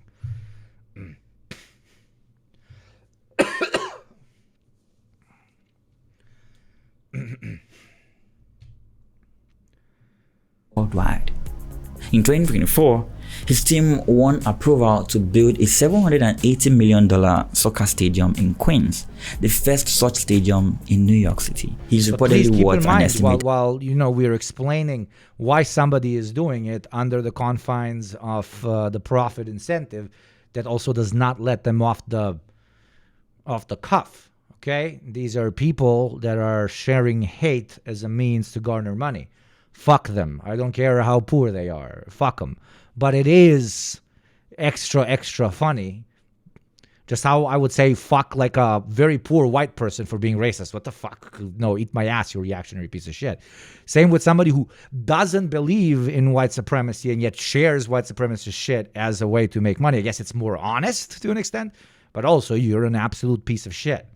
Explaining why systems motivate particular types of behavior is not an excuse for said behavior. Be Marxist. Systems, not individuals. Please, for fuck's sakes. In Queens, the first such stadium in New York City. He's reportedly worth an estimated £17 billion personally. But when you look at his family, that is where this story really begins. The Al Nahyan ruling family of Abu Dhabi controls approximately £300 billion in wealth. He chairs 2 UAE sovereign wealth funds and sits on the board of a third. He controls investment. Sorry, before we continue. And also, I find it annoying that some people used it as an argument that there isn't really so many white supremacists and racists in the U.S. It's foreign powers utilizing bot farms as a means to... Where did chat disappear? What the fuck is happening with my OBS? as a means to turn Americans right wing. That's not how it works, baby. That's not how it works. Sure, those do heavily contribute to the growth of right wing sentiment in the U.S. But the reason all of these quote unquote bot accounts, or as what I believe, a lot of motherfucking people that are individuals that saw a way to make money in their more impoverished countries, money that would be enough to sustain themselves as a business model, and why they constantly spammed ultra right-wing shit, not lefty shit, is because that was already what was doing really well on Twitter, on Western Twitter, because guess what? They all, turns out, happen to be very racist. That's it. So these accounts are doing racist shit as a way to make money because their market is racist. They're supplying the product that the market demands. It is to excuse average bigoted opinions in the West to say, oh no, they became bigots because Indians LARPing as white supremacists made them into white supremacists. Sure, a few people probably got radicalized by this, but this would not happen if there was no base to embolden through this economic model of just saying what they want to hear.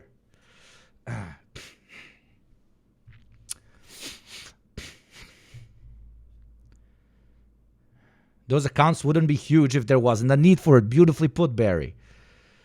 I'm proud to be an American because I watch right-wing TV and I post just like a Chad while I am Pakistani. Aren't you Romanian? Romanian, Pakistani, yeah.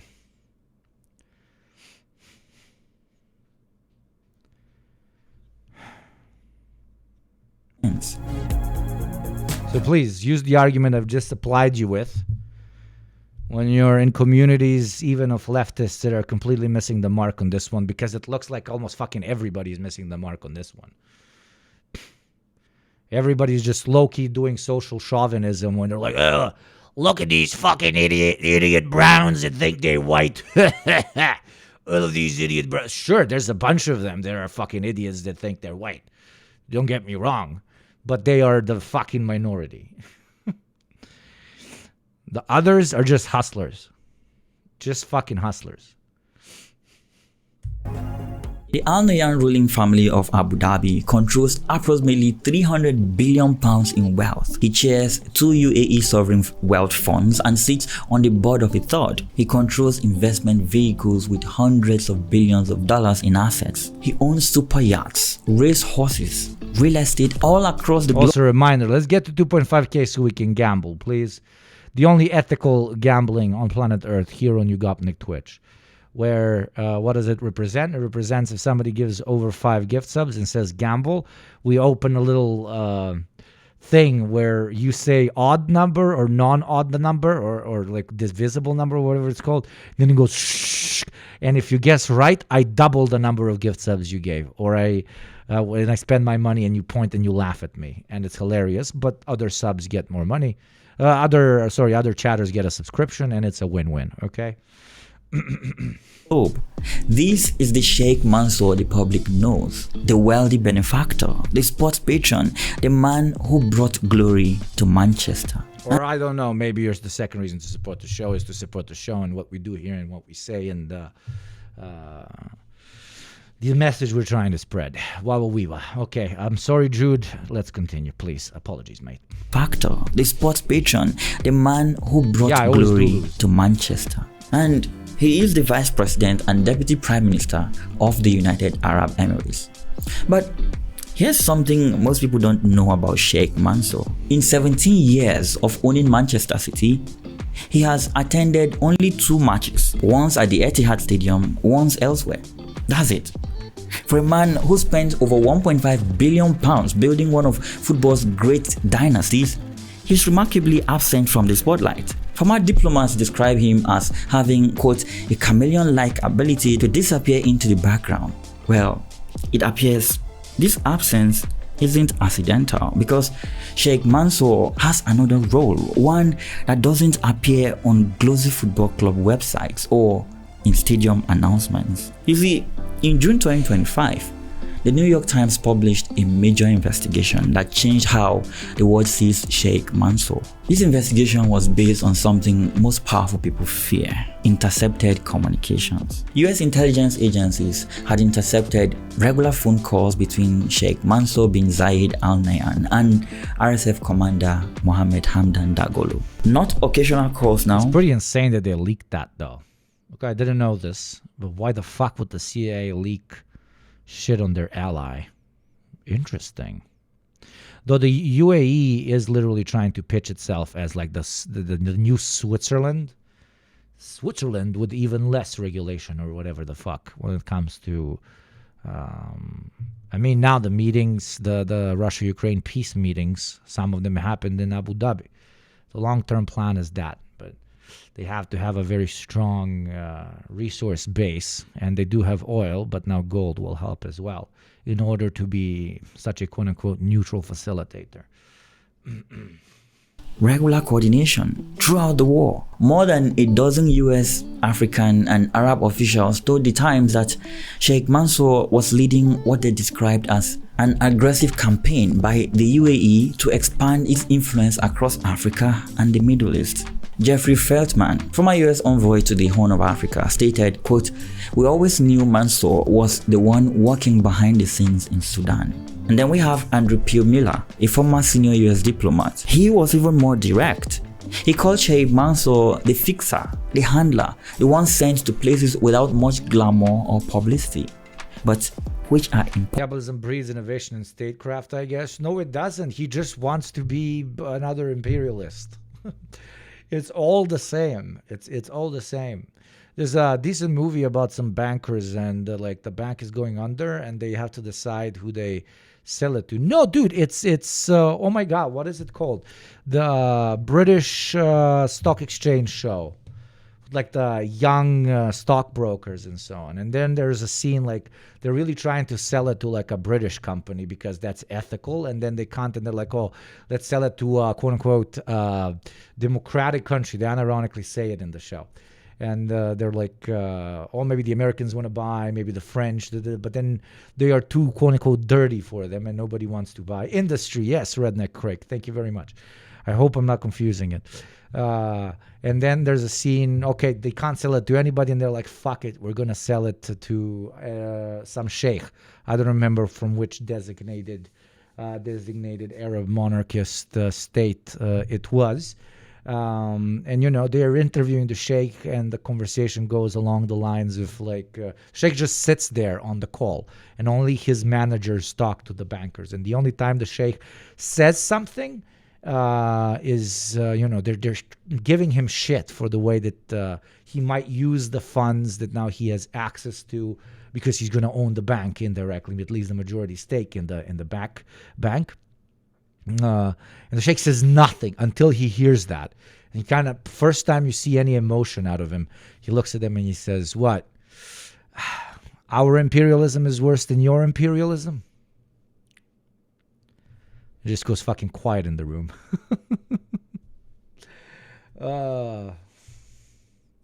Still a bad guy.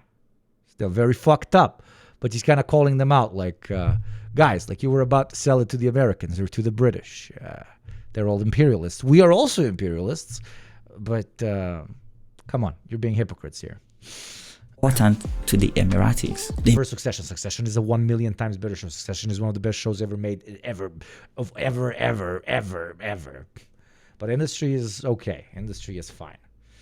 I have a crush on the main character. Investigation further revealed a timeline that makes the relationship crystal clear.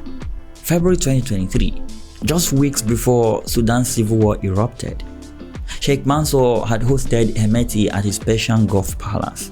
But this wasn't their first meeting. Mansour had previously entertained Hemeti at a UAE arms fair where they toured exhibits of rockets and drones.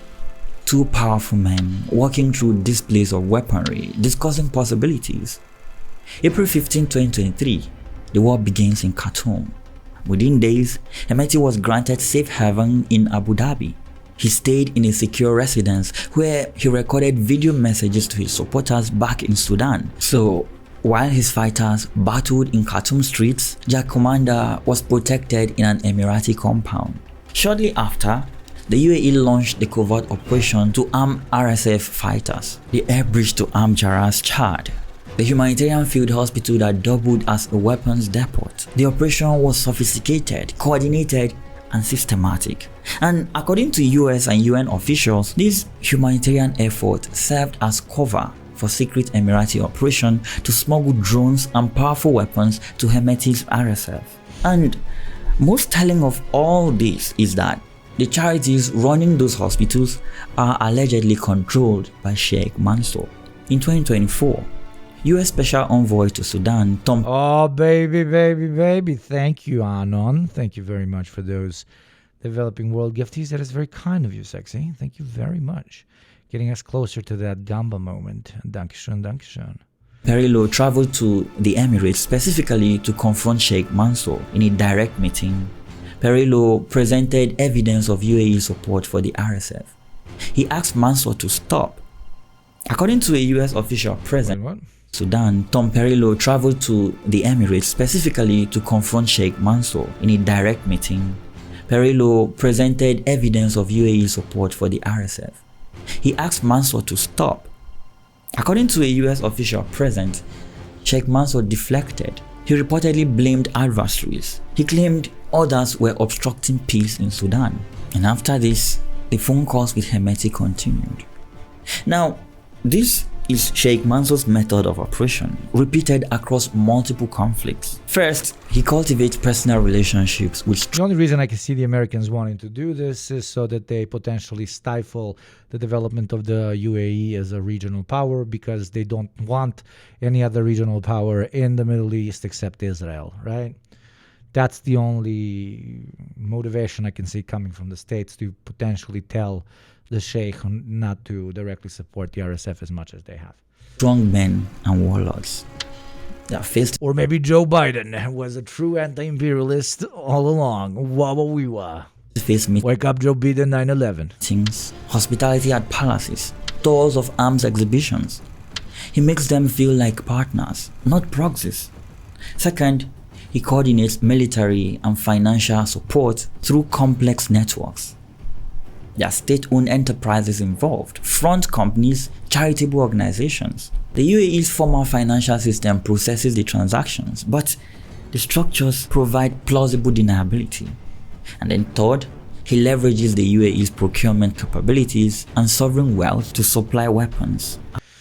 Makes me sick because I have like 4 jerseys funding these actions. Dude, don't do that. You're going to lose your mind. No ethical consumption under capitalism pretty much means that everything you do is quote unquote contributing to this. These are systems that are causing this, not you individually through your consumption habits. Jesus fucking Christ. What the fuck? Jesus fucking Christ. Xi Jinping. What the fuck? Hi, everyone. Shush.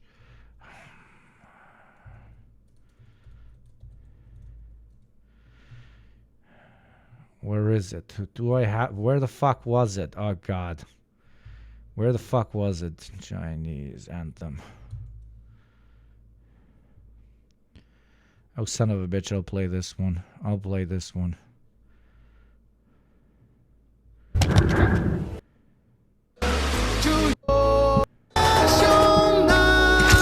Xi Jinping, thank you very, very much. Everybody say thank you to Xi Jinping, because whenever an anonymous gifter gifts anything, it means that the money is coming straight from my main financier, Xi Jinping himself. Thank you, Xi.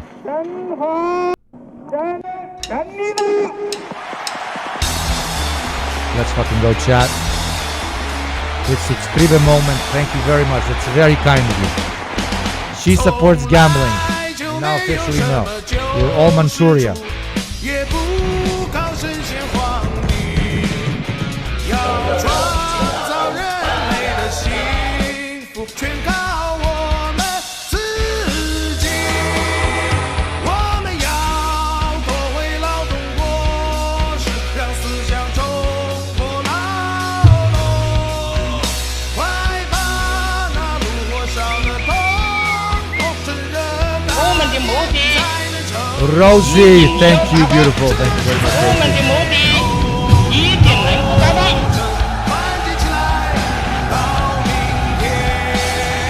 Let me hear you sing, chat. All in unison. Internationale. Little baby beef, let's go, baby. Literally.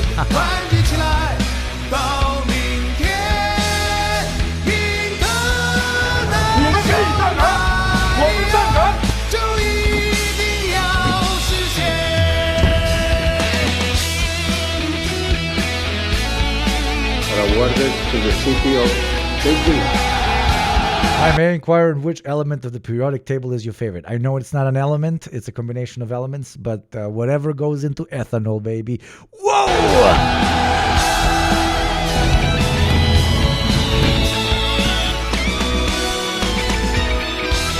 So agrees.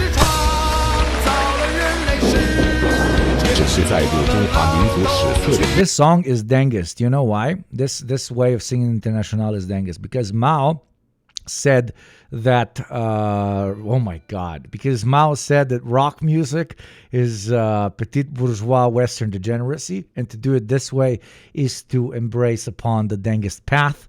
And Xi Jinping, Jesus Christ, you fucking crazy motherfucker. Xi Jinping, what the fuck? Let's go. She in the house, dude. This is our Chinese era, my baby. Okay?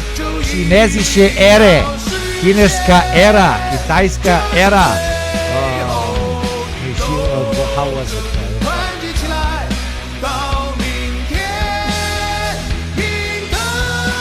Thank you very much, baby. Thank you very much. You're so close, dude. You're so close. Awarded to the city of Beijing.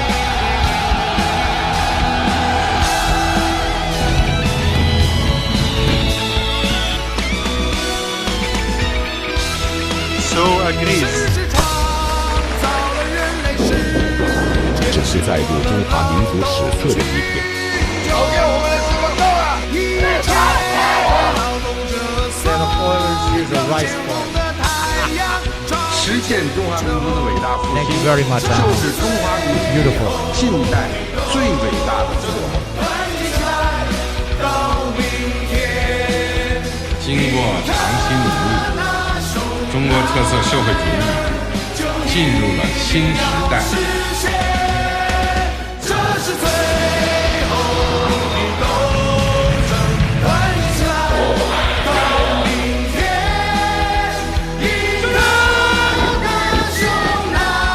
Chinese wine is surprisingly good.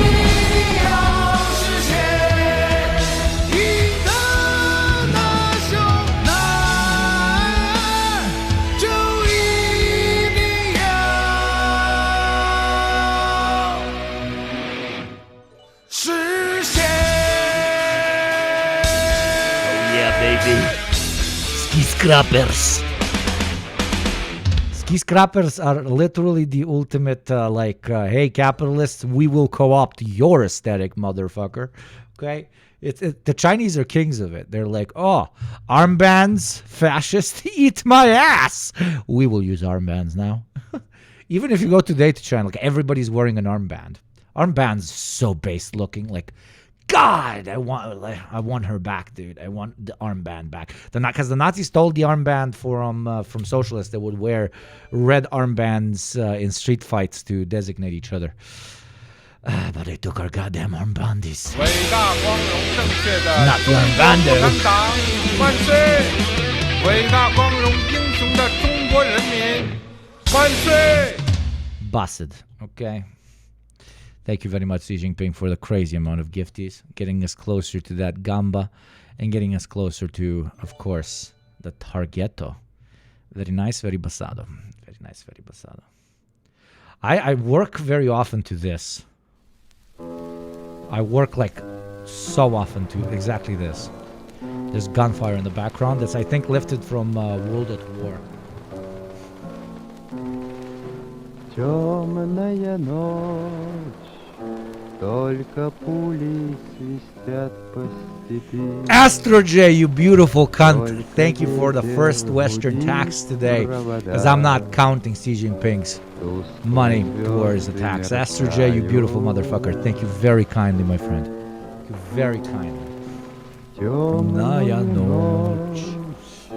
Ты, любимая, знаю, не спишь, и у детской кроватки тайком. Thank you, Astro J. Слезу утираешь. It's a great, great song to work to. Как я люблю глубину твоих ласковых глаз. Как я хочу к ним прижаться теперь губами. Темная ночь разделяет любимая. And if you want something that like puts you in the Soviet vibes, this is a very nice niche that I think is making low-key fun of the socialist revolution, but I don't give a shit because it's based as fuck. This incredibly niche, I think it's a Croatian rapper. It has 160 views, dude. It's so funny, okay? This is so good. This is so good. But the text is good. You guys won't understand it. Like, I think somebody made like a version of this song with like Soviet visuals, but it went under, I think. This is so good. The text, I don't know, can I translate it? No, there's 160 views, dude. 160 views. Starts with a quote. But fuck the current Serbian government, bro. Revolucija, tvornice i bolnice. Revolucija je počela s govornice. Revolucija za cijeliče nam rane. Revolucija pilane elektrane. Revolucija su napunjeni silosi. Revolucija su svačiji doprinosi. Revolucija stiže novo doba. Revolucija, Lenin i Oktobar.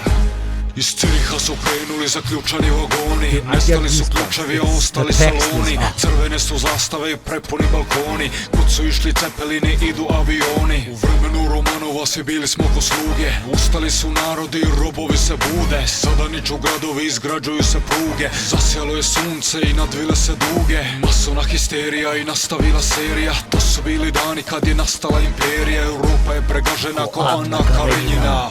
Grad Petra sad postaje grad Lenjina. Europe has been stomped over like Anna Karenina. Peter's city now becomes Lenin's city. Dude, like everything is insane. I just wish I could like auto-translate this. This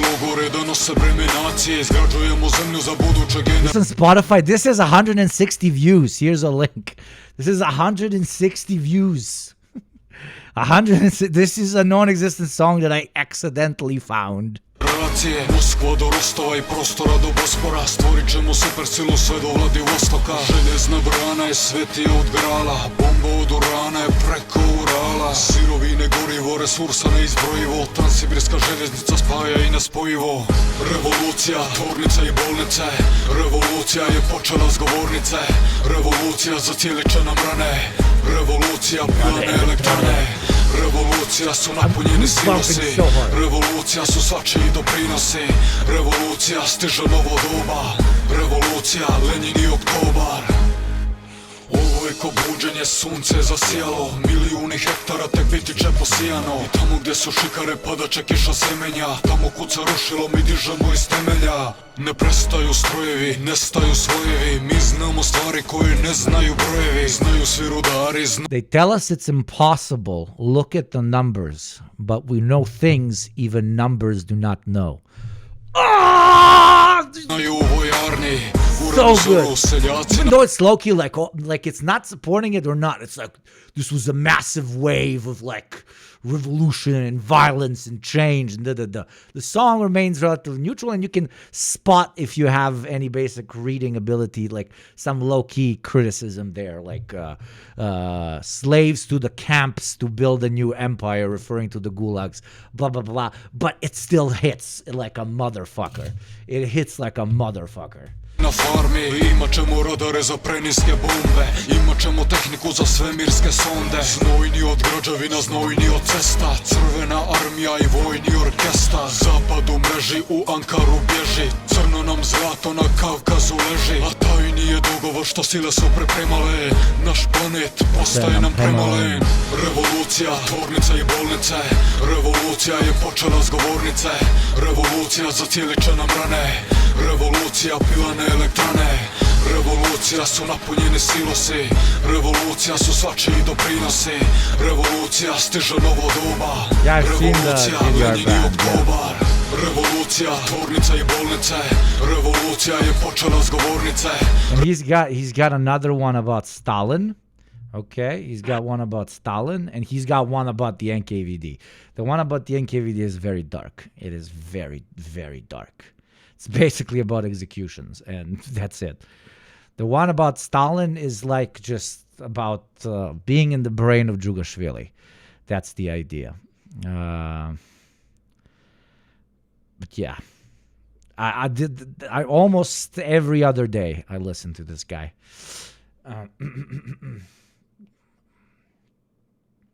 Is this a Soviet era song? No, dude, this is a rap song from some Croatian, I think, that has like 150 views that I randomly found. The algorithm is so good on YouTube sometimes that it finds you something as random as this and as small as this.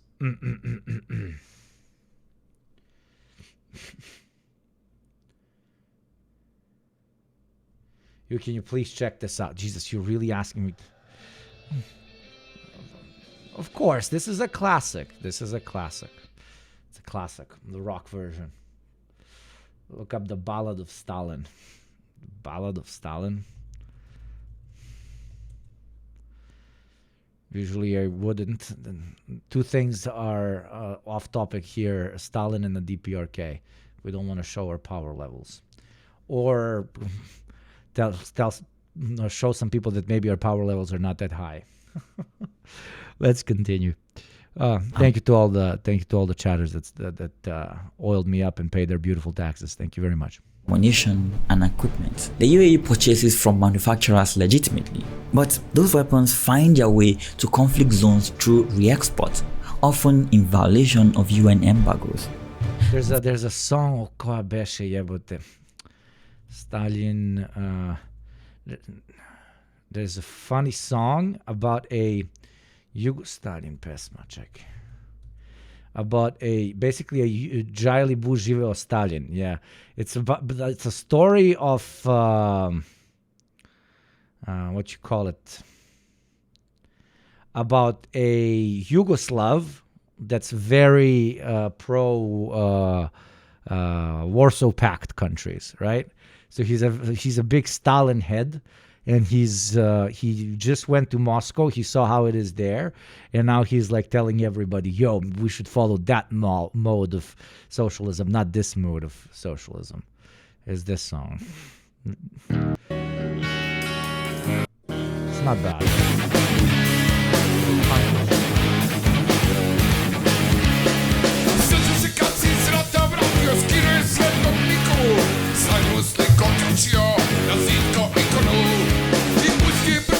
Shit like that. But again, it's semi-reactionary and shit, but I don't give a shit. They can co-opt our art, I co-opt their art. Eat my dick. Fourthly, he arranges medical treatment for wounded fighters. UAE military hospitals in Abu Dhabi have reportedly treated injured RSF combatants, airlifted from Sudan for care unavailable in the war zone. And the next step is he provides safe haven when needed. When things get dangerous, UAE territory becomes a refuge. Hemeti wasn't the first warlord to find sanctuary in Abu Dhabi, and he won't be the last. And finally, Sheikh Mansour uses soft power investments, football clubs, real estate, technology ventures, all used to build international legitimacy that deflects scrutiny from these shadowy operations. Who would suspect the man who transformed Manchester City of coordinating arms shipments to genocidal militias? This is the real Sheikh Mansour bin Zayed Al Nahyan, not just the football club owner, the handler, the coordinator of the UAE's covert foreign wars. and Sudan is just one theater in a much larger operation. Everyone knows that the Abu Dhabi regime continues to play the worst role in Sudan by equipping the RSF with armament and other resources aiming to continue the war. Sheikh Mansour didn't start coordinating proxy wars with Sudan. He has been doing this for over a decade. And the pattern, once you see it, is unmistakable. Let's go to Libya between 2014 and 2020. When Libya collapsed into civil war after Gaddafi's fall, the UAE threw its support behind this guy, General Khalifa Haftar, a warlord controlling eastern Libya. The UAE supplied Haftar with drones, conducted airstrikes using Emirati aircraft, and provided weapons despite a UN arms embargo. Chinese-made drones operated by UAE personnel bombed Haftar's enemies in Tripoli. Emirati Air Force planes struck targets across Libya. Advanced Russian-designed Pansy air defense systems appeared in Haftar's arsenal. Systems so expensive and sophisticated that a UN report concluded, quote, "It is very unlikely that any Libyan party acquired it. Instead, it is more likely that the United Arab Emirates provided it."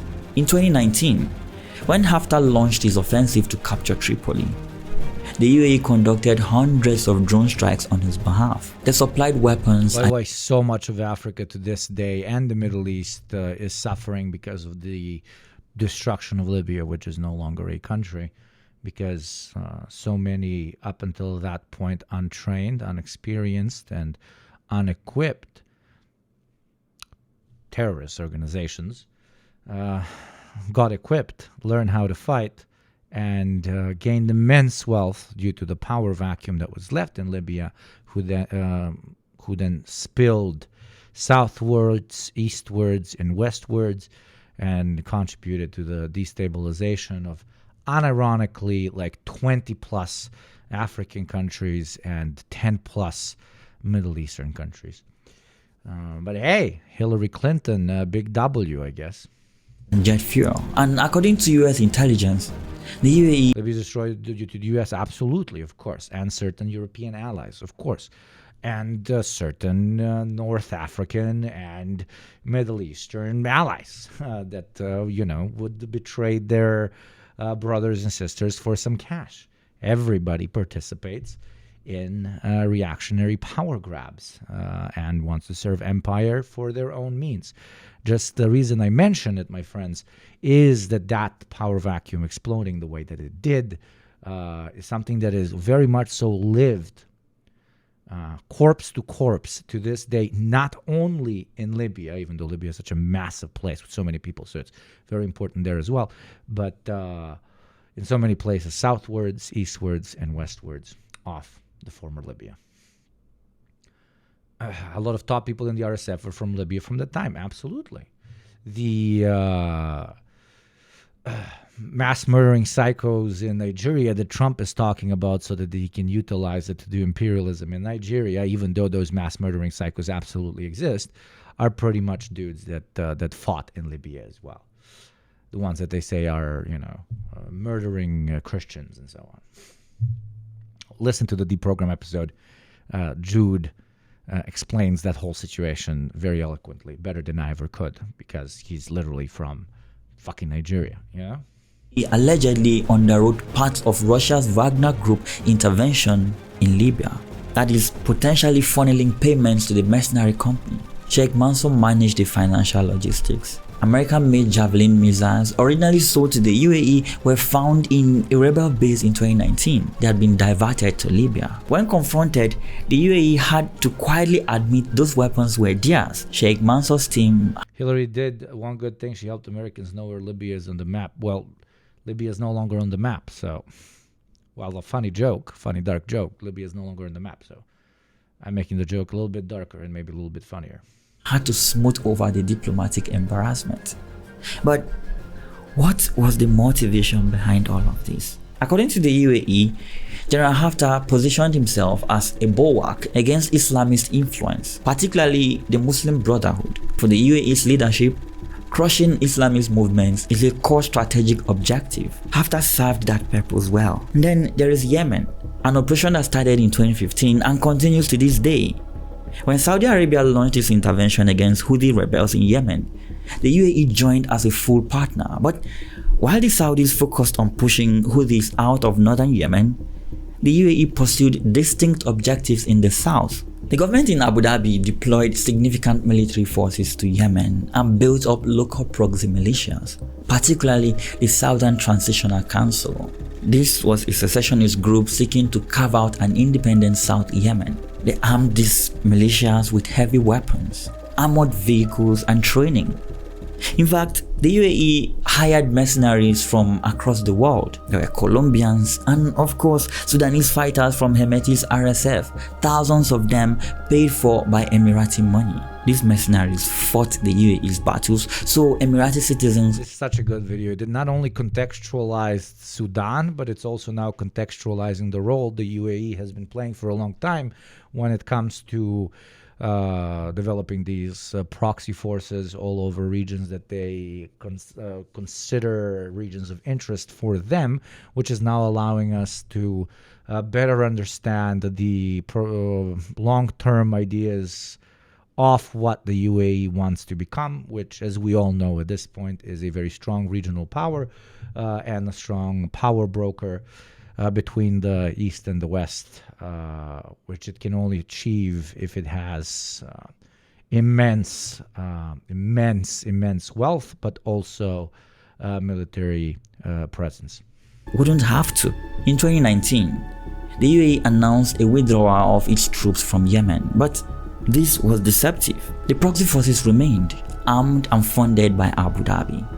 The war became a shadow operation. UAE influence maintained through local warlords who controlled ports and coastlines crucial to Gulf shipping lanes. Reports later emerged of secret detention facilities in southern Yemen where prisoners were tortured. Well, the UAE denied involvement, but human rights organizations documented these sites. How about Ethiopia? When Ethiopia's government fought Tigray forces in the north, it initially struggled. Then, suddenly, armed drones appeared over the battlefield.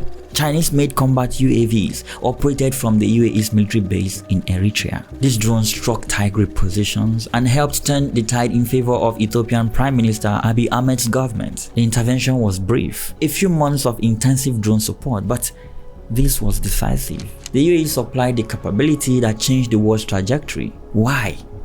MBZ had cultivated a personal relationship with Abiy Ahmed. The UAE had investments in Ethiopian industries, and crucially, the UAE opposes armed rebellions that, quote, threatened established governments, especially when those armed rebellions are not funded by the UAE themselves. The pattern across all these conflicts reveals a coherent strategy. The UAE supports authoritarian strongmen and warlords who position themselves against Islamist movements, particularly the Muslim Brotherhood. It provides military assistance, that is, drones, weapons, ammunition, logistical support, often in violation of international arms embargoes. It also uses proxy forces and mercenaries rather than large-scale UAE troop deployments, minimizing direct casualties and domestic political risks. Exactly, and also we are not in charge of the RSF, you know, type of reaction. It allows for easier, you know, mass murder pretty much. Establishes military bases and logistic hubs that create long-term strategic presence from Eritrea to Somaliland to Chad.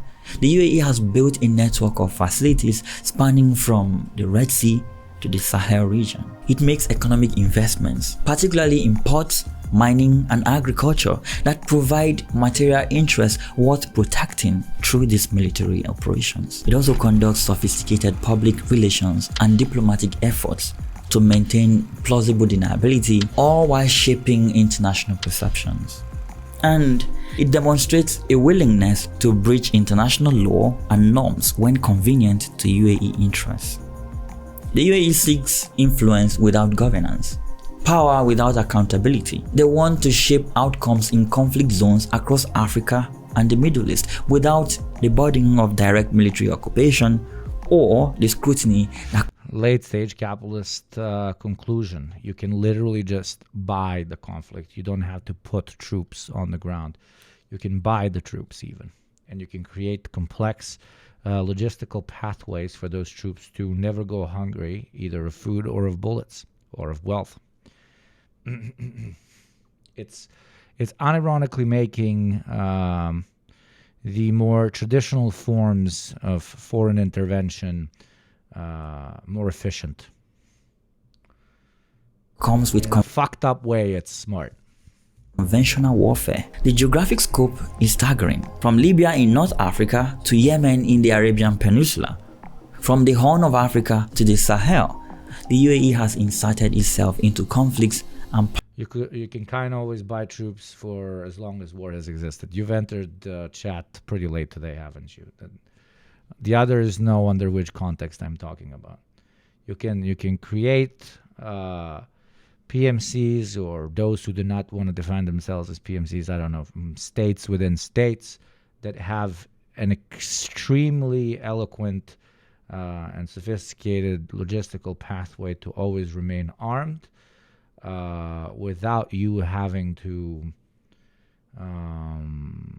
continuously overlook their operations, because the only reason they can continue existing is because you link them in such a sophisticated manner to your own money and resources, etc., etc. So it's we hire mercenaries for this or that job.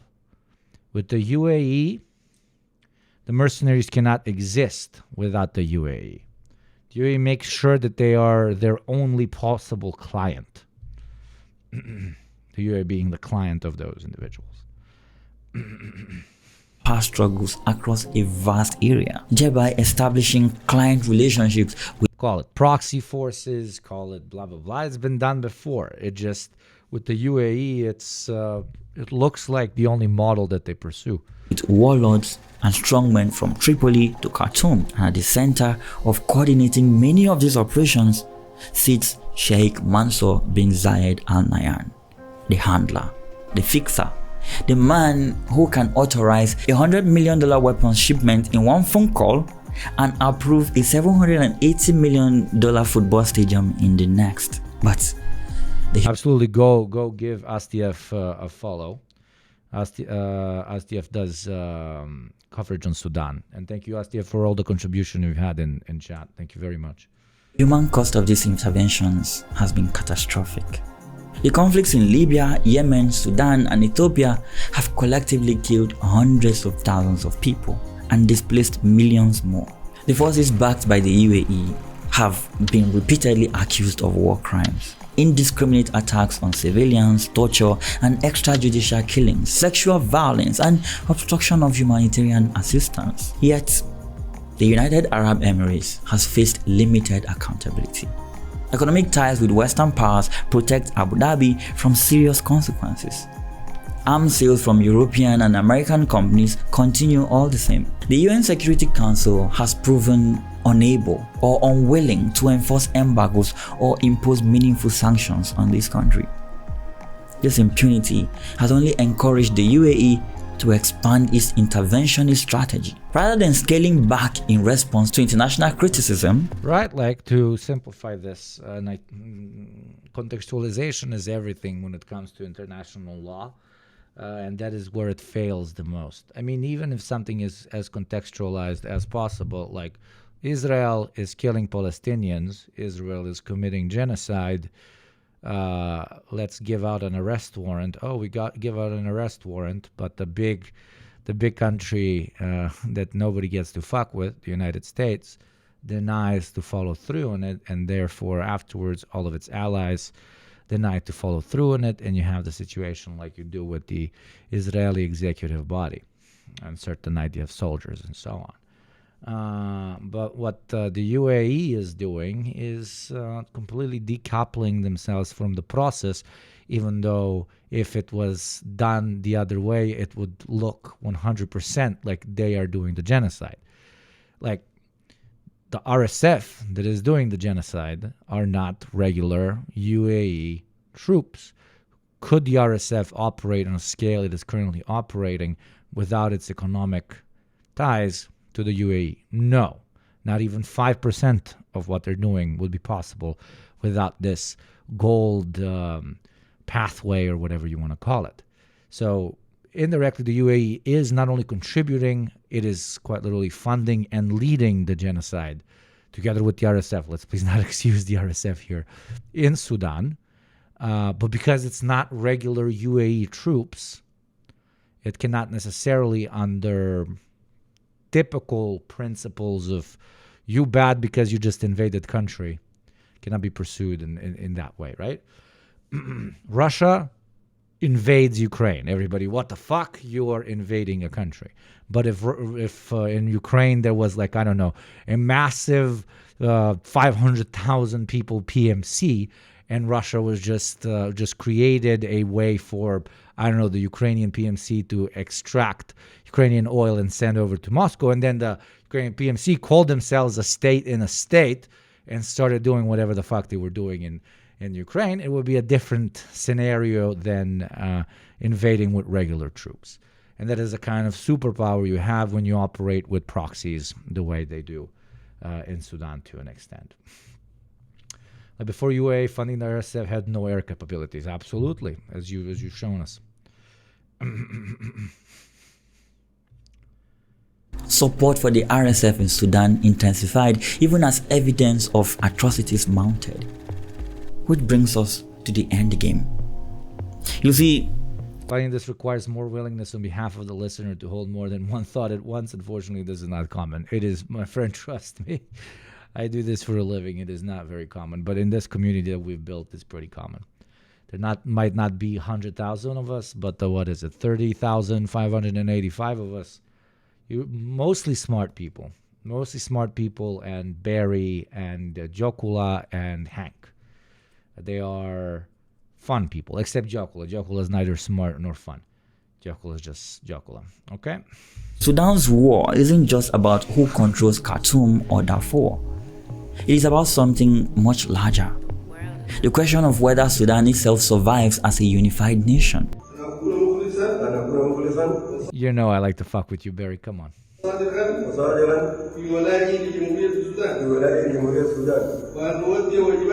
Sudan, as we say it, is already split. Not officially, not on any map you will see, but in practice, it might as well be two separate countries right now.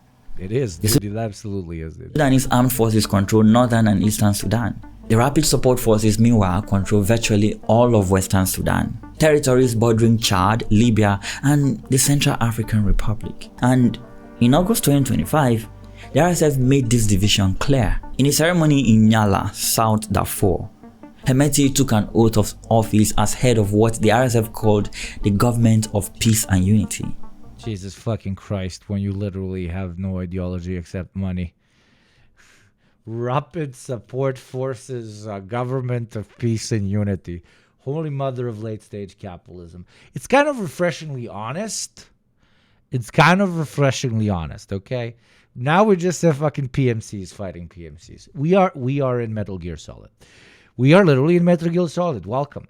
One of the oddest moments early on was when Ukrainian forces were fighting Wagner in Khartoum, when Russia was using Sudani gold to weather U.S. sanctions. Though I think recently the army reported fighting Ukrainian mercenaries, this war got very international. That's insane.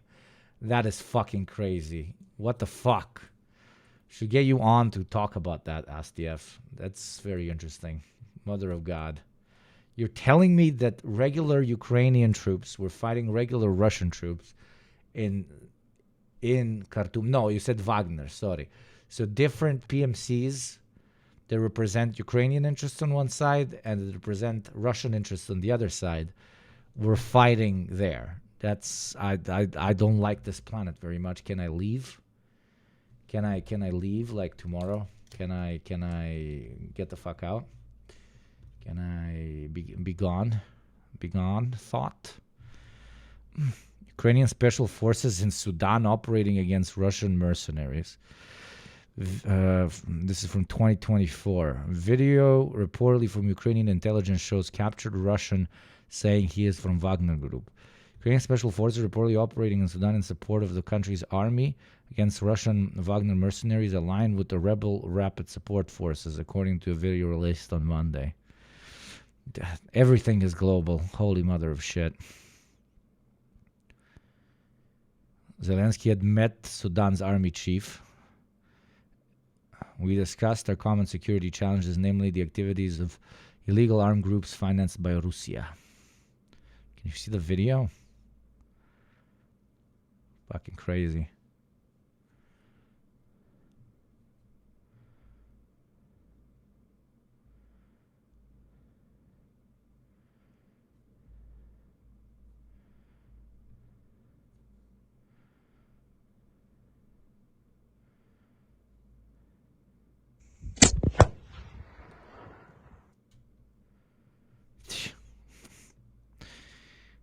What blowback? It's just a constant planet spinning in blow after blow. Thank you for that. That's pretty interesting. Yeah,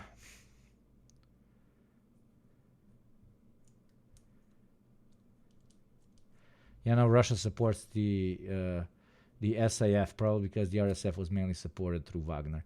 Yeah, probably Wagner was literally just doing a quote-unquote job with the RSF. I don't know. I don't want to talk out of my ass. I don't want to talk out of my ass. A 13-member presidential council was sworn in. Ministers were appointed. A parallel government structure was established. The internationally recognized government imposed the proxy war is 5 proxy wars in the trench coat. That's a fucked up joke. It's funny though. Then dismissed this as an artificial construct, an illegitimate entity. The African Union rejected it. The United Nations warned it had serious consequences on the peace efforts and the existential future of the country. But here's the reality. Sudan now has 2 rival administrations. Each controls distinct territory. Each claims authority over all of Sudan. I mean, they had to call it the Government of Peace and Stability or whatever the fuck they called it, because they couldn't call it North-South Sudan. Because there's already a South Sudan, and they're in the south. So what? They can be the North-South Sudan? The Center Sudan. There's North Sudan, Central Sudan, and South Sudan. Oh, Lord. Middle Sudan. Hey, bro. Please don't beat me. You have beef with people from South Sudan. I'm from Middle Sudan, dude.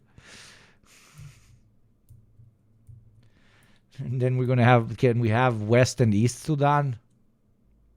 Backed by different foreign powers, and it shows no sign of compromise. This raises a critical question. What happens if Sudan formally splits? And more importantly, who benefits? Let's start with the obvious winner, Hemeti and the Rapid Support Forces. If the RSF consolidates control over Western Sudan as a separate state or autonomous region, they achieve everything they are fighting for. They don't have to surrender to Khartoum. They don't have to integrate into the national army. They don't have to give up their weapons or face justice for atrocities committed during the war. And most importantly, they get to keep the gold. The RSF now controls most of Sudan's major gold mining areas, including the Jebel Amma mines that generate hundreds of millions of dollars annually. A separate RSF-controlled entity means those resources remain exclusively theirs. No sharing with a national government. No oversight from democratic institutions. Complete control. For Hemeti personally, it means he becomes a head of state rather than a wanted war criminal. He would gain international legitimacy instead of an ICC indictment. He would have control of a resource-rich territory instead of exile or prison. But Hemeti isn't the only winner if Sudan splits. We have the United Arab Emirates. If you want to show how goofy Ukraine's role in Sudan got, Sudanese army soldiers wished the head of Ukraine's military intelligence a happy birthday once. Oh my lord! And are the SAF now working with the Russians? Apparently, some chatter said. This is insane. This is so funny. Oh my god, this is so funny. Oh, I know him, dude. Поздравляем вас с днем рождения. Что будет Украина? Аллаху Акбар! I mean, that's respectful, but what did he... Because his, ironically, Russian is very, very good, but I think he says... Господин Кирилл Алексеевич, I don't know why you said it's in Arab. It's in Russian. Центра Главное управление разведки Украины. Поздравляем вас с днем рождения. Все будет Украина. He says everything will be Ukraine. Все будет Украина. Is this no? This is a Sudanese dude, or maybe a black Ukrainian. I don't know. He says все будет Украина. Everything will be Ukraine. So Sudan as well, as we all know, chat. Russia is Ukraine. Europe is Ukraine. America is Ukraine. Sudan is Ukraine. Everything is Ukraine except Kosovo. Kosovo is Serbia. I don't know if you know that joke. It's a pretty funny joke. It makes fun of all the groups involved, of course. They're congratulating him for his birthday. I know, my friend, I speak Russian. But I couldn't understand. He says, все будет Украина, блядь. Что, блядь? Everything's Ukraine. You get a Ukraine. You get a Ukraine. Everything complete. Everything Ukraine. After the war, when Trump goes to do his peace walk in Kyiv, he's going to be like, everything Ukraine. Don't globalize the Intifada. Globalize Chernobyl.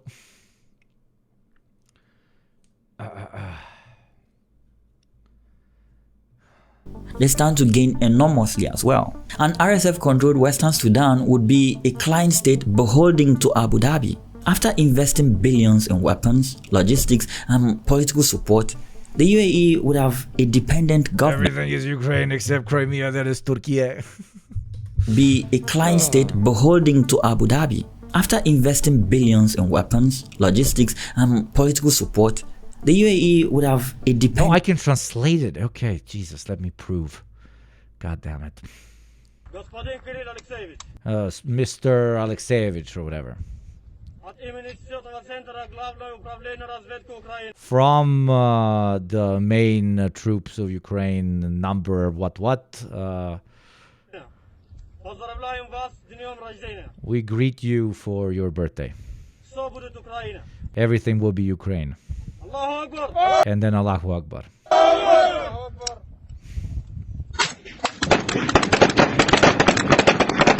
That's it. There you go. Have I proven I speak every language ever known to man yet? Mein Deutsch ist scheiße, aber ich verstehe alles. Government controlling vast gold deposits. What is current? No, son, we have Ukraine at home. Ukraine at home. Oh, God. Sorry, I don't want to make fun of.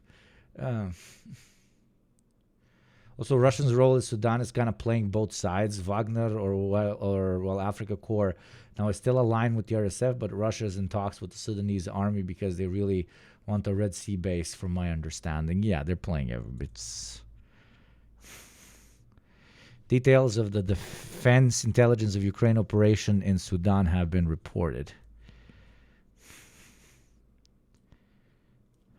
Very interesting.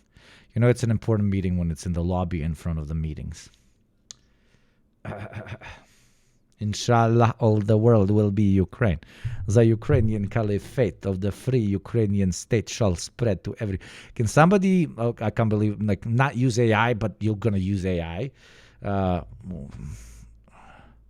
Take this song. No. Wait.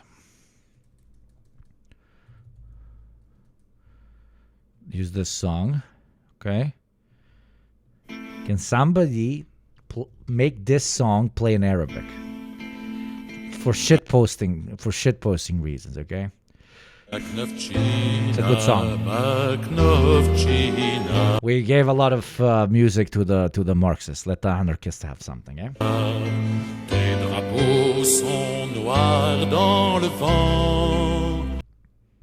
What the fuck was it in French?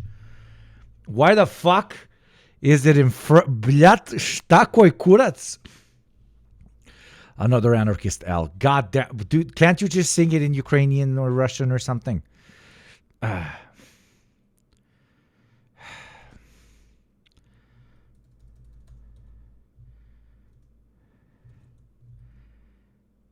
Nothing, yeah. Batka Machno.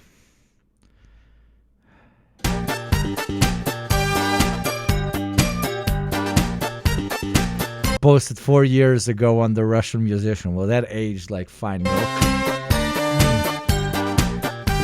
Спит монастырь, yes. дремлет село, мошки бьются о стекло. Звезды светят и луна, а в округе тишина. Мертвые с косами вдоль дорог стоят, дело рук красных дьяволят. Мертвые с косами сбросили царя, занималась алая, занималась алая. Эх, заря, заря, заря, алая заря. Scarlet Dawn. In an alternate universe. They said, okay, I understand your argument, Lenin. Unless we properly equip these lands, the Germans will be able to very easily conquer them. That is a great argument, Lenin. Let us shake hands. Will you, when you station Red Army troops, allow us to develop our alternative class-conscious project here while we contribute to the defenses of the territory? And then Lenin goes, absolutely, why not? Let us shake on that, my friend. I wish, dude. I wish. Low-key, something could have been thought up, like one state, two systems type of shit with the free Ukrainian territories. I genuinely think so. But they were far too, no. Which I get from their point. They were being principled in their analysis, right? I get from Lenin's point. He's like, dude, if I let you just do your fucking chill bro anarchism thing here, the Germans will literally kill you in 2 weeks. Like, they're already deploying in the north of Russia from the States. Okay? Like, they're going to kill us all.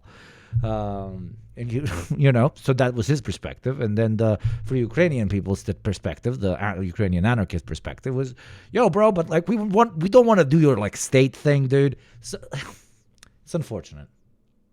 It's unfortunate. Currently seen as an illegal smuggling operation, conflict gold flowing from Darfur to Dubai could be formalized into a legitimate trade agreement. The UAE could negotiate favorable mining concessions. They would even have exclusive export rights, infrastructure development contracts, all the benefits of neo-colonial resources. Guys, you can have a particular opinion, but as principal Marxists, you should understand that the material conditions that motivated the perspective that the Makhnovistas had as well. Right? Come on, no fucking infighting in chat, please. I don't fuck with that shit. Anarchists are very, very welcome. Extraction without the criticism that comes with direct occupation. Strategically, an RSF-held Darfur provides the UAE with a foothold in the Sahel region, that vast band of territory across Africa where instability creates opportunities for external powers to gain influence. The UAE could establish a military presence, build air bases, position itself as the dominant external power in Western Sudan. And the precedent matters. If the UAE successfully helps carve out a client state from Sudan, it validates their entire proxy warfare strategy. It proves that with enough money and weapons, you can reshape African borders to serve Gulf interests. Other warlords in other conflicts will see this and know that... Is that me? What the fuck? To serve Gulf interest. Other warlords... Is that me? In other conflicts will see this and know that the UAE rewards those who serve its strategic objectives. The fuck? But I have internet. You guys can hear me, right? YouTube being based, as always. October 20 reality. Yeah, got the Sudan now has two rival administrations. Each controls distinct territory. Each claims exile or prison. But Hemeti isn't the only winner if Sudan splits. We have the United Arab Emirates. They stand to gain enormously as well. An RSF-controlled Western Sudan would be a client state beholden to Abu Dhabi. After investing billions in weapons, logistics, and political support, the UAE would have a dependent government controlling vast gold deposits. What is currently seen as an illegal... Literally a vassal state, my dude. But the brilliance in the evil of that whole operation is that the vassal state cannot rebel because their whole economy is based on exporting gold to one particular country. That's what I'm trying to put across here, that it's going to make the RSF permanently dependent on the UAE, which will indirectly render the RSF quite literally just another UAE territory. Smuggling operation, conflict gold flowing from Darfur to Dubai could be formalized into a legitimate trade agreement. The UAE could negotiate favorable mining concessions. They would even have exclusive export rights, infrastructure development contracts, all the benefits of neo-colonial resource extraction without the criticism that comes with direct occupation. Strategically, an RSF-held Darfur provides the UAE with a foothold in the Sahel region, that vast band of territory across Africa where instability creates opportunities for external powers to gain influence. The UAE could establish a military presence, build air bases, position itself as the dominant external power in Western Sudan. And the precedent matters. If the UAE successfully helps carve out a client state from Sudan, it validates their entire proxy warfare strategy. It proves that with enough money and weapons, you can reshape African borders to serve Gulf interest. Other warlords in other conflicts will see this and know that the UAE rewards those who serve its strategic objectives. Libya No, dude, that part of the video just glitches out. Cairo has backed the Sudanese armed forces and views Burhan as a more reliable partner than Hemeti. Egypt's primary concern include control over Nile River waters, preventing refugee flows into Egypt and blocking Turkish and Qatari influence in Sudan. A partition that leaves the SAF in control only of northern and eastern Sudan might serve some Egyptian interest. Cairo would maintain a friendly government controlling the crucial Nile Valley, but Egypt would lose influence over Western Sudan entirely. The potential for continued instability, refugee flows, and spillover violence would persist. Western powers face difficult calculations. The United States, United Kingdom, and European Union have formally supported Sudan's unity and opposed the parallel government. But some Western analysts acknowledge that partition might be preferable to indefinite war if it could bring stability and allow humanitarian access. They're gonna definitely pitch partition as a means to fucking stabilize everything. Of course they fucking will. Administration announced an approach to Sudan in early 2025 that appeared to incorporate it into a larger regional peace framework. But whether this accepts partition as an outcome or insists on maintaining unity remains unclear. For ordinary Sudanese, partition would bring mixed consequences at best. For ordinary Sudanese, they're fucked from every fucking angle, no matter what decision is made.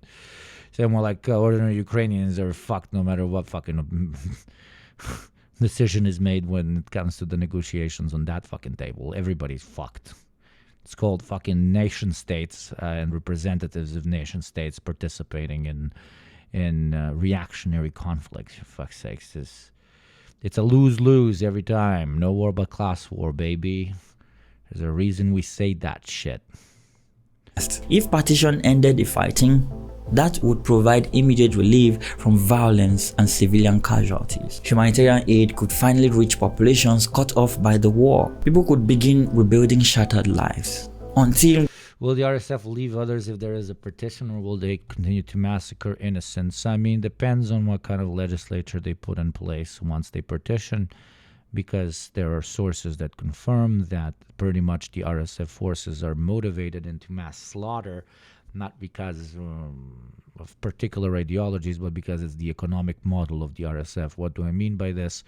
They inherited the model that was used back in Darfur and so on, which is if you take a thing, it's yours. So you can take humans, you can take land, you can take houses, you can take cars, or you can shoot them if you no longer need them.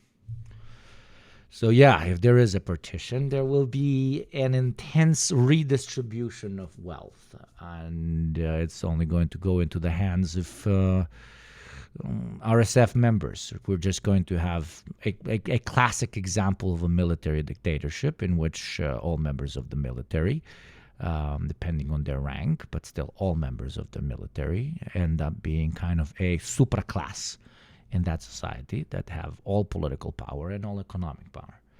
So that's my guess on what exactly would happen.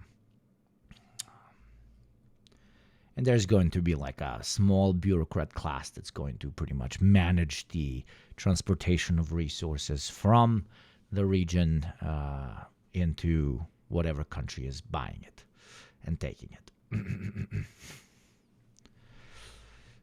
By that definition of superclasses, there one in the U.S. Depends on if you believe in deep state or not.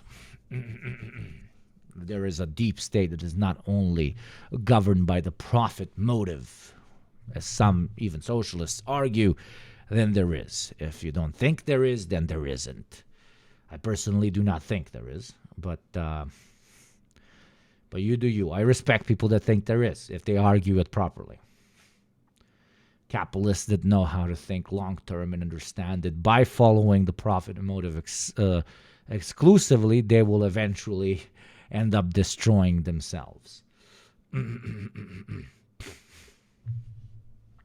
That's the only rational explanation I've ever had of the deep state. Again, capitalists who understand that they should not exclusively pursue the profit motive because it will eventually come to bite them in the ass, because everything will be so destabilized that everybody will revolt against capitalism, which puts them in their place of power, and then their families generationally and so on. Is there any proof for this? Of course, fucking not. But maybe in the past you could have made an argument that it's the CIA or whatever, but the CIA obviously doesn't know what the fuck they're doing right now, so it's definitely not the intelligence agencies, dude. Because the intelligence agencies are too busy giving money to fucking nerds running Palantir. Like, that don't look like fucking burgeoning the already burgeoning goddamn what's it called AI bubble does not sound like you're doing what's it called 5D chess, my dear friends. Speaking of 5D chess, as we're near the third hour, my dear friends, I have to motivate you to support the show. 100% ad-free, 100% sponsor-free, 100% viewer-funded. That is the normal pitch. The abnormal pitch is Westerners. Only one of you paid your fucking taxes today. That is beyond embarrassing. Okay? Don't you all live in mansions? I need that Western money right now. Okay? Because beautiful developing world chatters like Hail Beelzebub, indeed, hail him, over here pay their fivers. Thank you very much, my dear friend. Can I see some more developing world chatters showing Westerners that you hold up the entirety of the sky with your 5 gifties versus the other motherfuckers? And of course, the third pitch is to individual people. If you can support the channel, you're based by subscribing yourself or by using your free Prime. Okay, we have a battle here. Okay. We have a Westerner, Polky, coming in and being like, here's a tenor. How are you going to respond to that, developing world chatters? We got 2 Westerners in here saying they got bigger bang for their buck. Are you just going to sit there and allow Westerners to outplay you just because they're wealthier? Is this what you're going to do? Thank you, Polky, very much. And Beelzebub, of course.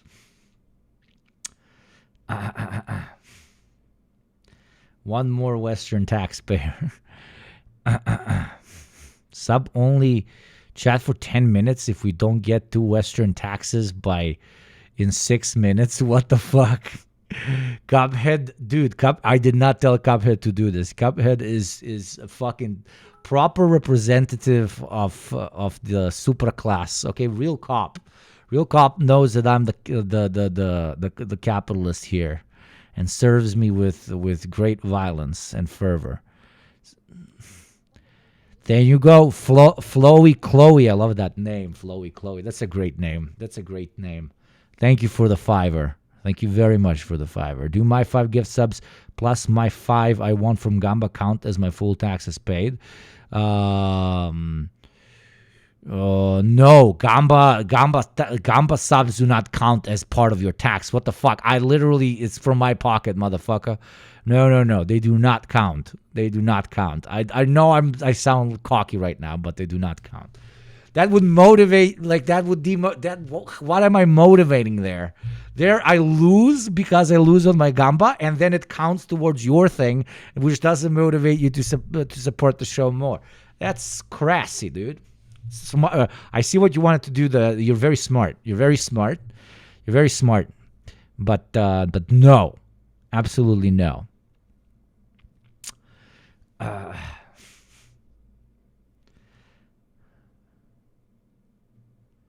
Another warlord decides he wants his own partition, and then we are back at it all over again. Another thing to note here is that partition would establish... Kubashi's about to fucking sub only the chat unless we got one more Westerner in here. Swear to God. I can't... Kubashi's my NKVD. I have no control over her. She's literally Yagoda. Military rule on both sides. Any hope for democratic transition will be deferred indefinitely. Partition would likely lead to population transfers. We may have ethnic cleansing, families and communities fragmented, economic relationships disrupted, and of course there will be new border disputes and sources of conflict created. And for Darfuris specifically, the people who have suffered most in this war, living under RSF control means being governed by the forces that committed mass atrocities against their communities. The same fighters who carried out the Darfur genocide in 2003. The same forces that massacred patients in El Fasher Hospital. The international community officially opposes partition, but the AU and UN have limited ability to prevent it if both the SAF and RSF, backed by their foreign patrons, pursued separation. And here's the uncomfortable truth. Partition could occur in reality without formal recognition. If the current territorial division persists for years, with competing governments each controlling distinct regions, Sudan is partitioned in practice regardless of what international law says. It would be like Somalia, where Somaliland has functioned as a separate entity for decades despite lacking international recognition. They would have different governments, different territory, different reality on the ground. The most likely beneficiaries of partition are the military leaders themselves, Boran and Hemeti, along with their foreign backers, while the greatest losers would be the ordinary Sudan. Well played, Rio. Well played, you beautiful motherfucker. You saved chat from sub only, okay? My Beria couldn't Beria the shit out of you. Cuphead, also known as Beria, is what we shall call her today.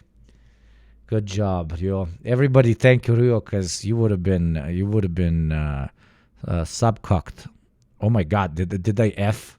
Did I F the second that went in? Jesus Christ, am I effing? I'm not effing anymore. Okay, I'm here. Good job, good job, good job, beautiful. Rio, you beautiful motherfucker. Very good job. Very, very, very good job. What's this? Fuck it.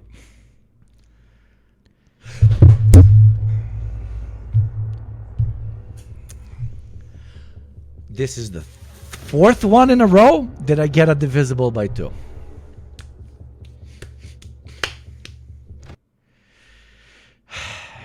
Yeah, I lost a lot of money that day. That was a lot of fucking money. Wait, 35% off gift subs? Shobla, is that just for me? Motherfuckers, 25% off gift subs? Sure. Why didn't you tell me this? Nobody told me this. Yeah, I got 35% off gift subs. What the fuck are you? Ends in 4 days. Gift bundles are now 35% off. Dude, I suck at my job sometimes, man. It's for everyone. Dude, what the hell, chat? You can gamba with 35% discount? We only got 60 more till 2.5k and we gamba, dude. Their country fragmented forever. Their aspirations for democracy deferred indefinitely. Their suffering prolonged by the entrenchment of military rule. Which brings us to the final question. What happens now? Can anyone stop this? Can the UAE be held accountable? Can Sheikh Mansour face consequences for his role in one of the century's worst humanitarian catastrophe? It is an absurdity that one of the warring parties can carry on politicizing this forum by disseminating false and baseless allegations. The same week that UN officials described El Fasher as descending into an even darker hell, Manchester City was playing matches in the Premier League, fans celebrating goals, commentators discussing tactics, the machine of elite football grinding on as if nothing else mattered. The contradiction is of course jarring, but it is also revealing. As of late 2025, the war in Sudan continues. The RSF still controls all of Darfur. Their parallel government in Nyala claims authority over Western Sudan. Their fighters man checkpoints on every road. Their commanders extract tribute from every transaction. The Sudanese armed forces still control the north and east. General Burhan operates from Port Sudan, leading what the international community recognizes as Sudan's legitimate government. His forces conduct... Dude, while the SAF is of course not perfect, nor is any army on planet Earth, I would feel like I was so justified if I was in the SAF. I would feel like I was genuinely giving my life to real purpose and shit. Like, good luck to them, because RSF are traitors, RSF are people working for foreign interest, and RSF are genocidal fucking psychopaths. So all I'm saying is good luck to the young men and women and NBs of the SAF. I rarely give my like side choosy thing when it comes to national conflicts. I hate doing it because I don't think it's principled. I think it's LARPy. But in this case, like, holy fucking shit. 150,000 civilians? Are you fucking kidding me? And you're doing all of that so that you can just occupy the land and sell your resources for cheap to a foreign power? What in the absolute pieces of shit are we talking about here? But the saddest part about those pieces of shit became pieces of shit because of their own material conditions. Fucking got indoctrinated into the RSF probably since they were fucking 16. The only thing they've ever known is the RSF. They went to Yemen to fight for the RSF. Now they're back for the RSF. The RSF feels like a family. The RSF lets you shoot a guy in the head and take his house.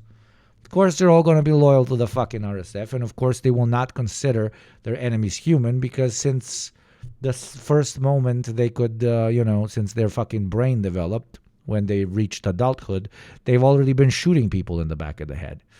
So it's an Ouroboros. It is. It is. Airstrikes on RSF positions. The war grinds on, and the weapons, of course, they are still flowing. You can track the RSF's Is there a left-wing revolutionary front to Sudan we could potentially support? No, my friend, I haven't seen one. Evolving capabilities on the battlefield, and no, someone is still arming them. Gold is still flowing out of Darfur. Please, if you haven't already subscribed to this brilliant channel, you're genuinely a cunt. Like, I'm sorry. Like, I don't like you. Like, come the fuck on. This video is fucking incredibly well made. It's like shills from the BBC or CNN would probably charge like $150,000 to make this documentary. Dubai. The smuggling networks haven't been disrupted. The front companies in Dubai still operate. The financial loop that turns gold into weapons and weapons into territorial control, it continues. In Manchester, fans still fill the Etihad Stadium. Manchester City continues competing for trophies.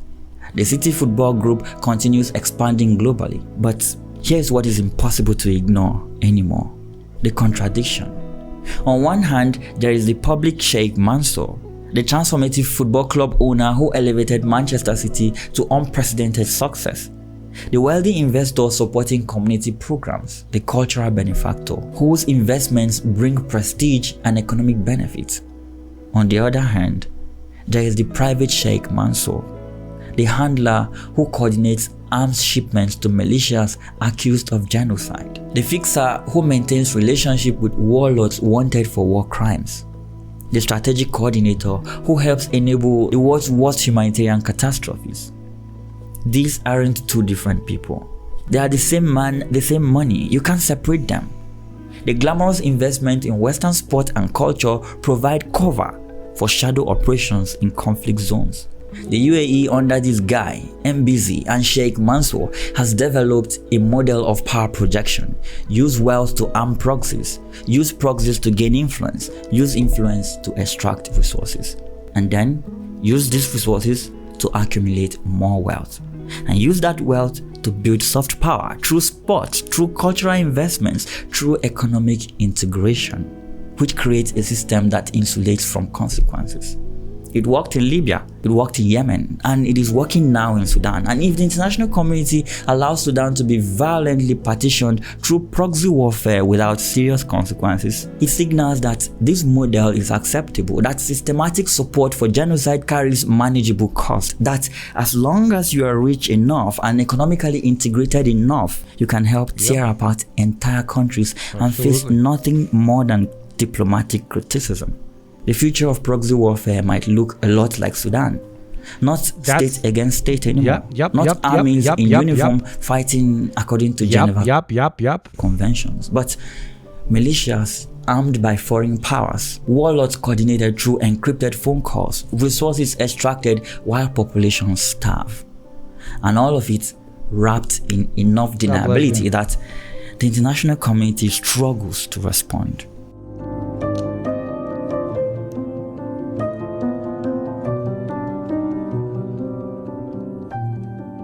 Very good video, and I believe most of you now have a very decent understanding of this horrible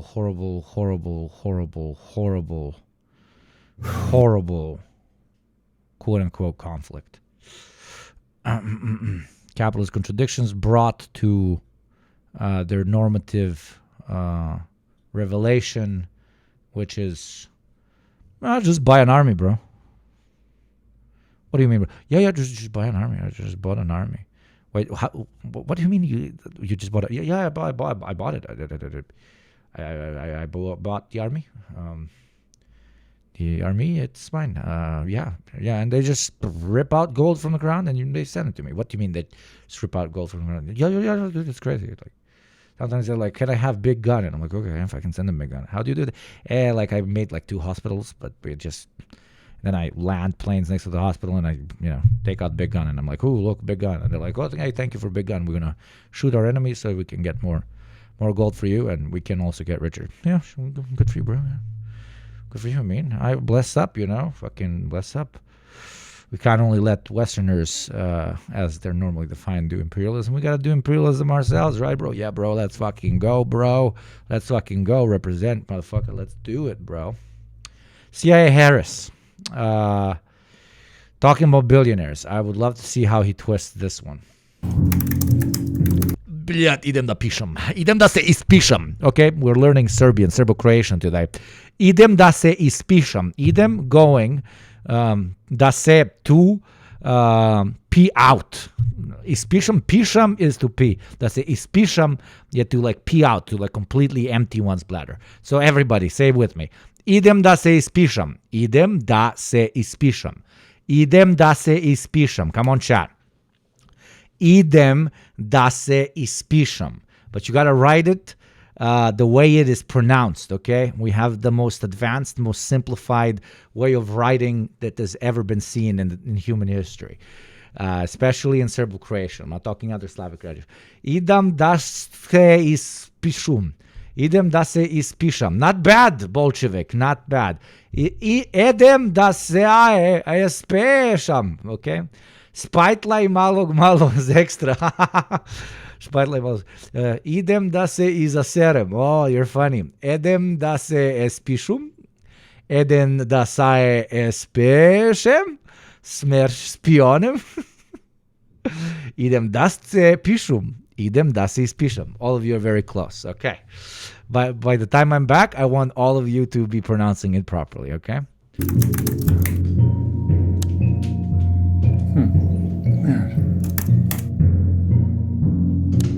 I've been looking for a video that has almost entirely disappeared from the internet. But I finally got a copy. When Donald Trump was president, life was a lot better. He's been clear. He does not support a federal abortion ban, and that's why I'm with Trump. Okay, So why did someone put a bunch of effort into scrubbing it from the entire internet? That's the first thing I want to find out. It's time to print some paperwork. In October of 2024, someone spent around $20 million on digital media, like Facebook ads, Instagram ads, supporting Donald Trump. Meta publishes data about this spending. In one of those reports, we see that they spent around $350,000 to show a version of this ad targeting mostly women under 44 and focusing almost entirely on Pennsylvania, Michigan, North Carolina, and Wisconsin. Okay, we're getting somewhere, but who paid for the ad? Well, these ads are required to disclose who paid for it. And right here in the video, you can see that it was, quote, paid for by RBG PAC. PAC stands for Political Action Committee, and RBG is Ruth Bader Ginsburg, the liberal pro-choice Supreme Court justice. So did she pay for it? No. She died in 2020, 4 years before this ad ran. Okay, let's go to rbgpac.com. Unsurprisingly, it doesn't exist anymore. And thank you, Wayback Machine. Here it is. Trump and RBG side by side. Great minds think alike. Okay, this is kind of weird. Like RBG, Trump, not on the same side. Okay, let's look at their disclosure paperwork. The only name on these documents is May Mailman. Who is May Mailman? May Mailman. She's a prominent Republican lawyer, frequent guest on Fox News. It looks like she's had a bunch of prominent jobs in the government. But none of this suggests that she has $20 million to burn on Facebook ads to elect Trump. And it looks like journalists have asked her before about this, and she hasn't wanted to respond. Okay, but they are required to disclose like how much money they've gotten, and here on their report of receipts and disbursements, it's a bunch of zeros. 0, 0, 0, 0. According to this paperwork, these people haven't received donations or have any cash on hand. Which that doesn't make sense. How do they spend $20 million on Facebook ads? So if we were in the election season of 2024, this is where the paper trail ends. We would not be able to know who paid for that ad. And the reason for that is that federal regulations say that any money received after October 16th doesn't have to be disclosed until December of that year. That's a month after the election. So anyway, the ads ran, the election happened, Trump won. Ispišao sam se. I also showed you some recent art that I've acquired. And then, a month after the election, RBG PAC... Cheers. It is Wednesday, my dudes, so it's a vodka day, my dudes. ...has to file its disclosure on who gave them... Why only my dudes? Because I know you women in UNBs are all motherfucking drinking wine. Bauk kružu Evropom, bauk komunizma, sve sile stare Evrope sjedinili su se u svetu hajku protiv tog bauka. Rimski papa i ruski car, Metternich i Gizo, francuski radikali i nemački policajci. All this money. Here we go. Now we're getting somewhere. I see numbers, lots of numbers. Very good, very big good. Numbers. $20 million. Okay, what is this cunt talking about? What are we learning here? He's circling stuff again. Donated. Oh, God damn it, he's circling stuff again.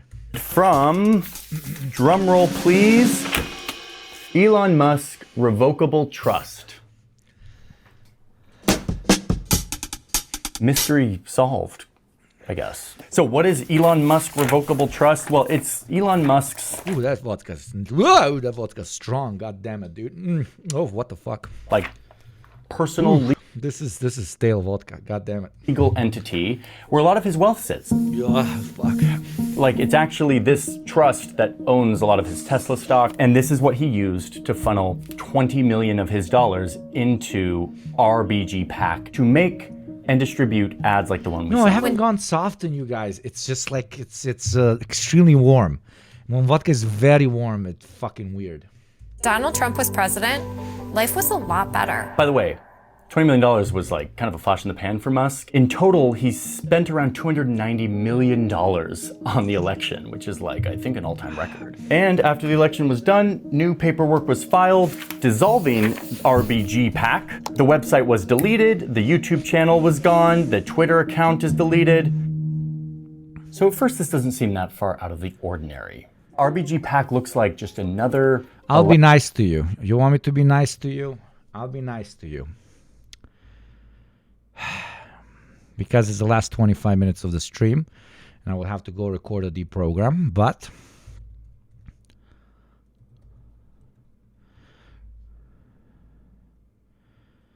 Gamba is officially on for the next 25 minutes. Gamba is officially on. I repeat, Gamba is officially on. This time, though, for all gifts over 6, okay? Including 6. And you can gamble, okay? Okay. Election season ad campaign to influence voters. In this case, trying to convince women in swing states that even if you support Beelzebub, I said 6, motherfucker. You gotta give me one more, my beautiful. Abortion, you can still vote for. No, for you, I will forgive, because you were probably paying as I was talking. Tell me if you want me to gamble. Wait, let me find. Cuphead, send me a link to the fancy one you made. No, not that one. Oh, God damn it. Where's the fancy one you made?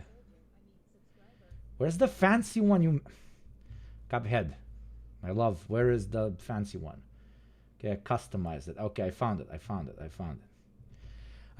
Beelzebub does not want charity. Oh, thank you, Slime. Thank you very much, Slime. Thank you very, very much. Okay, so... The way we said we're going to do this is you guys say, do you want a number divisible by 2 or not divisible by 2? So odd, or what's the other one? What do you call the other one? I don't know. First, I want Beelzebub. Beelzebub, do you want odd or do you want the other one?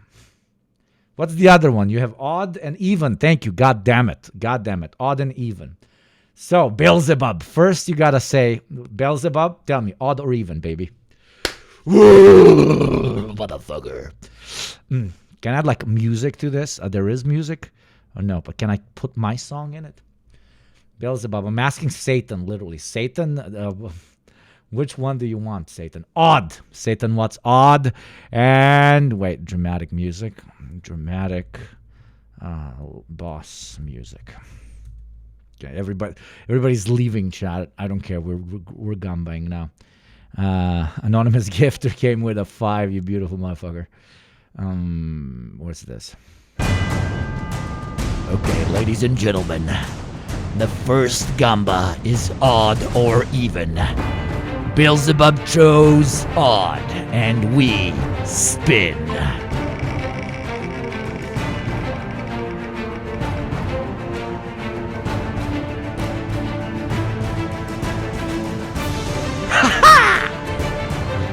Beelzebub, you have been denied entry into the ports of heaven, for the number is not odd.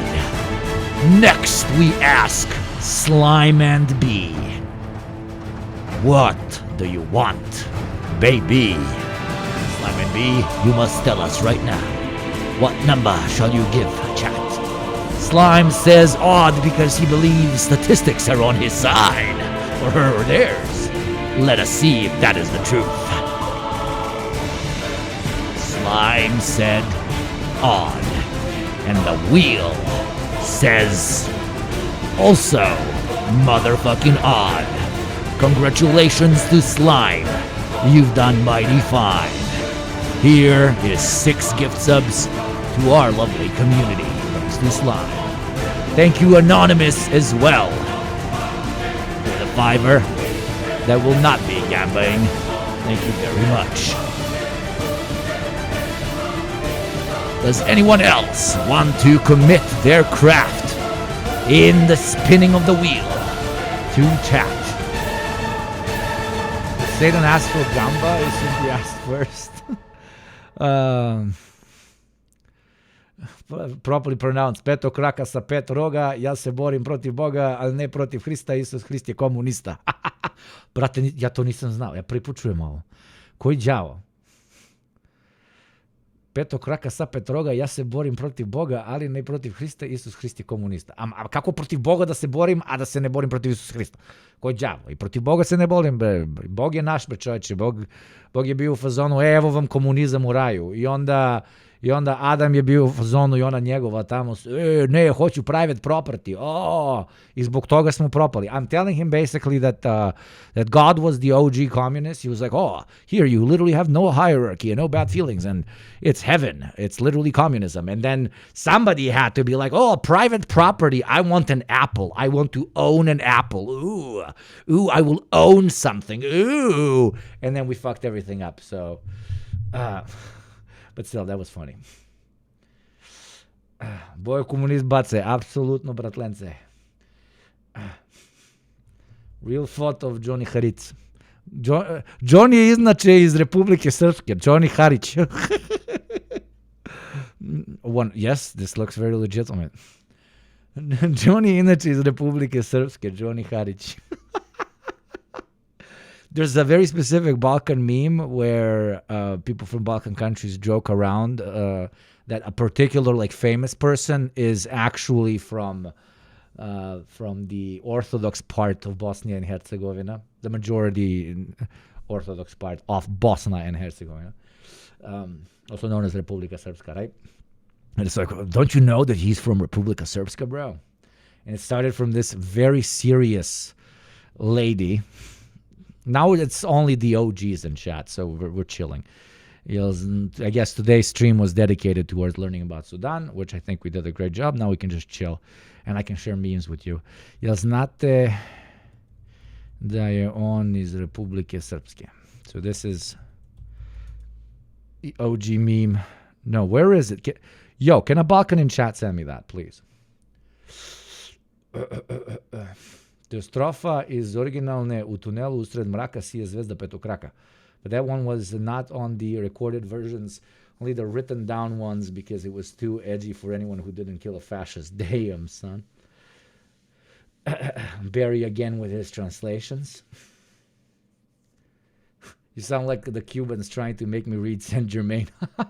Yo, Baka motherfuckers, can I get the weird lady saying that Elon Musk je iz Republike Srpske? Like, this lady literally said, don't you know Elon Musk is from Republika Srpska?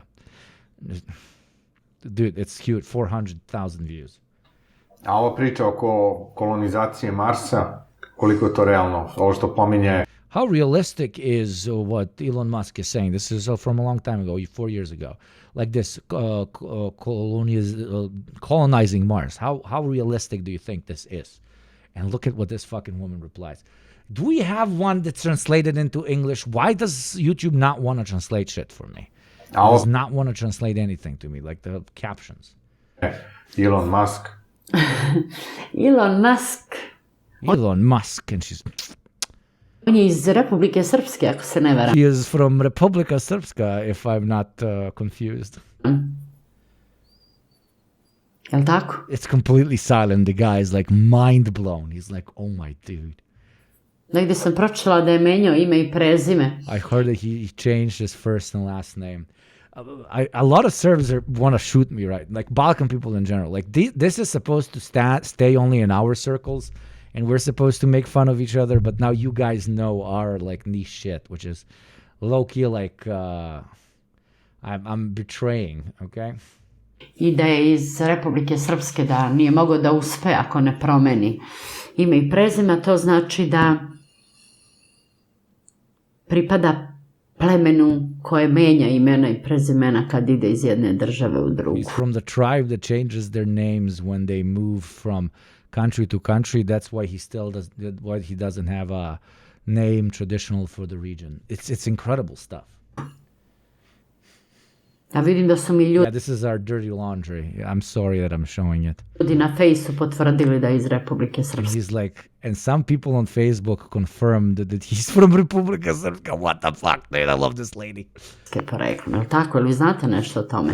Pa ne znam, prvi put čujem. And his reaction is, well, I don't know. This is the first time I'm hearing of it. Okay, let me show you some good TikToks I've recently found. Even though I didn't browse enough. Okay, let me show you.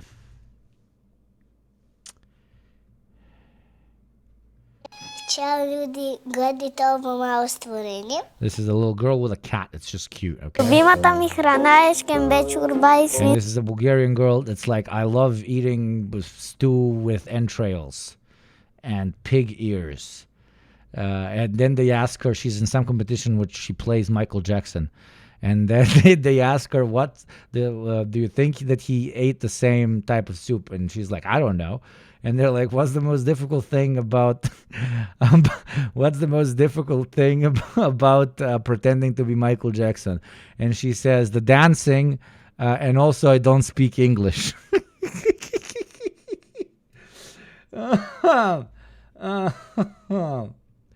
Also, another real photo of Johnny Harris. Oh my God, Republic! There we go. Fuck, absolutely, dude. He's patriot большой. So that's one of the cutest videos of all time. This is very funny. It would be so easy to destroy you in spells. Yeah, hit a spell then. You hit my favorite one. Fireball! Yo, that's not a spell. You just drinking Fireball. A spell. That was a good one. You don't have magic. You're just drinking Fireball. Fireball! No, you're not doing anything. Those are just Fireballs. I like to think a lot happened. What just happened? I'm a lot happier now. That's pretty funny. This I'll translate as well. This is very funny. Ja ne mogu vjerovati da se dan danas u Sarajevu glavna ulica zove po kretenu i kriminalcu Josipu Brozu. To this day, I can't believe that one of the main streets in Sarajevo still carries the name of the idiot and traitor Josip Broz Tito. And then the grandpa. What's up? Što sam krivo rekao? What did I say? To je bilo jak. And then he's in prison. And then it's a shot of him in prison. And he's like, it was stronger than me. The hand just went by itself. So again, she's like... Ja ne mogu vjerovati da se dan danas u Sarajevu glavna ulica zove po kretenu i kriminalcu Josipu Brozu. Što sam krivo rekao? To je bilo jače od mene, ruka sama poletila. Da sta u krivinu, Tinu Ninu nikad neće da nas stignu. Tinu Ninu, živim po filmu. Tinu Ninu, vozim crnu limuzinu. Tinu Ninu, fucking love our memes, dude. It's a great show. I really like that show.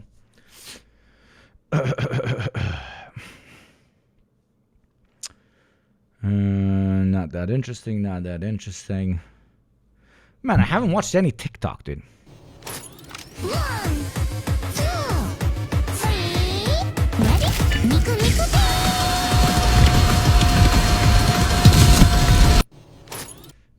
Have you ever been in that situation? Worst feeling, wake up in a jail after a night out. Do you work for the police? Bro, what the fuck kind of a question is that, dude? What the fuck, dude? What kind of a question is that? This video just called Fat Russian Guy is extremely cute. That's the premise of the video. Just look at this man. Do you not, like, I want him to live in my house. Фамилия моя знакома в этих стенах, а для вас я никто,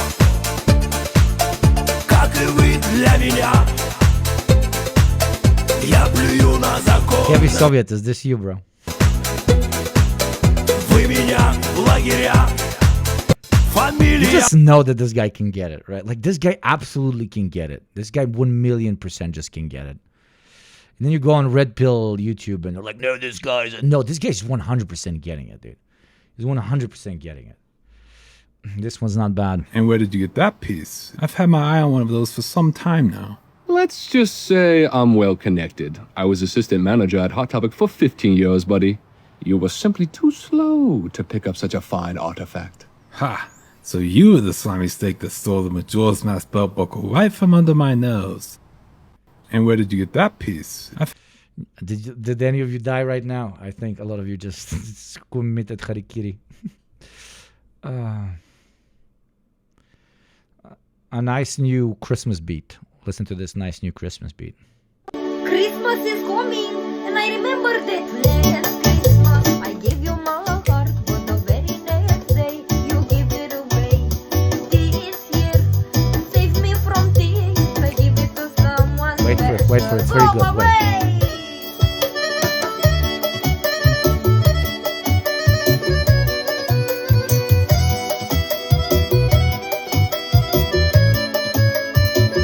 Allele bate.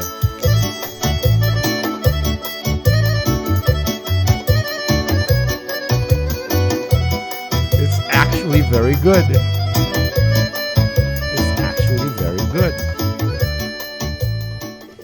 Christmas is coming, and It is very good. It starts out cringe, but then it's actually very, very good.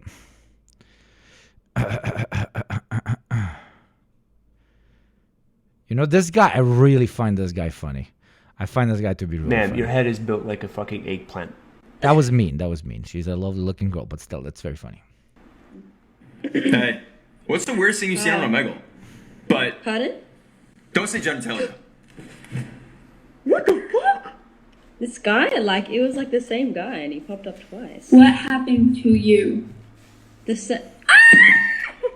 You're kind of cute. Oh, thanks. Yep.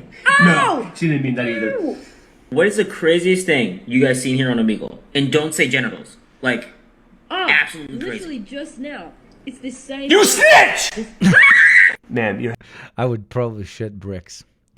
I would brick shits. I would shit my brickies. Where was I? Shit, where was I? Okay, down. Please play this to end the stream with. Bostos Music, otkupčeno jeleče. Brate, cancelovaš ćeš me ko pičku neku. What?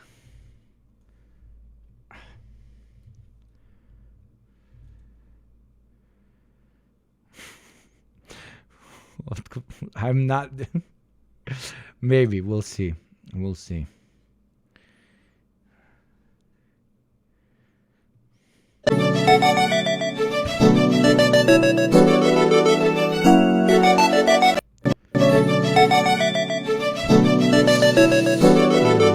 Breaking news from the United States of Israel. I am in Serbia.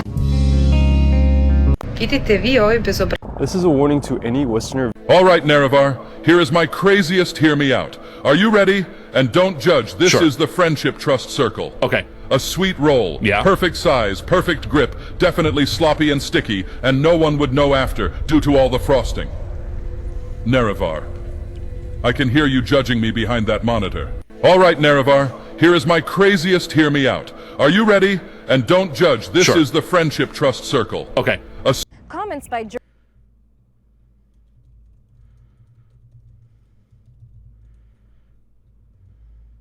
Pink News stole my content without giving me any sort of credit. Yeah, this was Pink fucked News up. stole my content without giving me. I love Lady. And this is Jack, my son. Jackson. That's not what I said. Sir, are you feeling all right? And this is Jack, my son. This is so cool. I can just show you my TikToks. I love hanging out with chat, dude. This is so nice. Do I have good taste? I think I have good taste.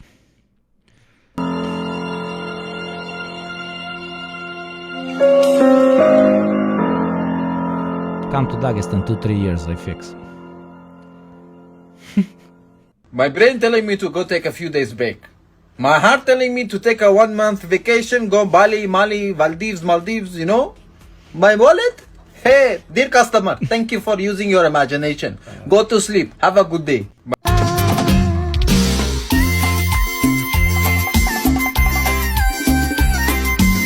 I've been going out too much recently. There's no way I'm going to go out tonight. Is what I would say if I was a fucking loser. I'll be going. You gonna tell me that we put plants, spices, dead animals all in a cauldron and follow instructions written by people in a book from 100 years ago and soup isn't witchcraft? Horseshit. You gonna tell... Imam kurac ko teleću nogu, Never forget, drinking will not. You like the snow? I am Optimus Prime. Ich bin Optimus Prime.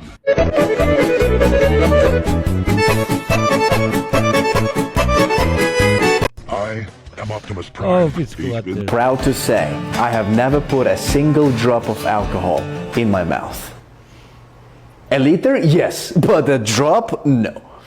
If I hear another person saying, money doesn't buy happiness, kindly give me your money, because it will buy me my happiness. If I... We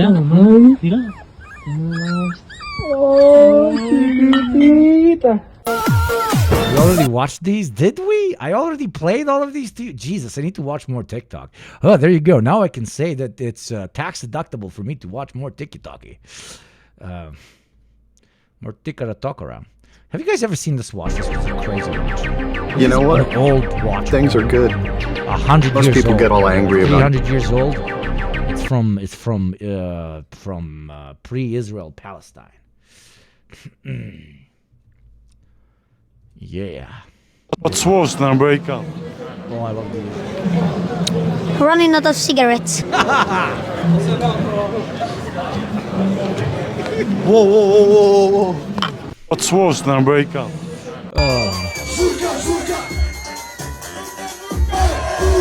You're like, what is an average Balkan party? Look, this is an average Balkan party.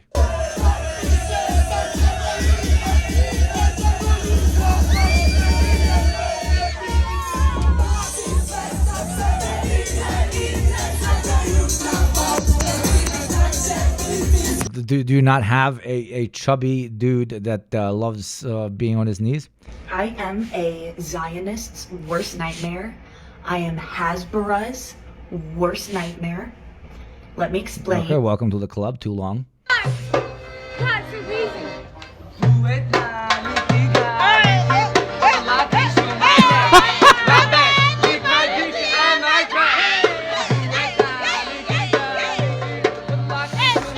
Okay, that's fucking funny. I don't care. That's funny. That's objectively funny.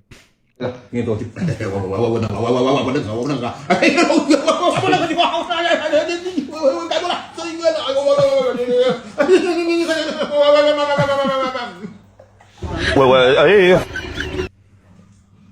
is no way I have to call this man out. Bro got shorter attention span than Gen Alpha. Motherfucker, I'm playing it to an entirety of chat of 260 people. I gotta rush this shit. Fuck that. Nah, I'm good. I'm good. I'm good.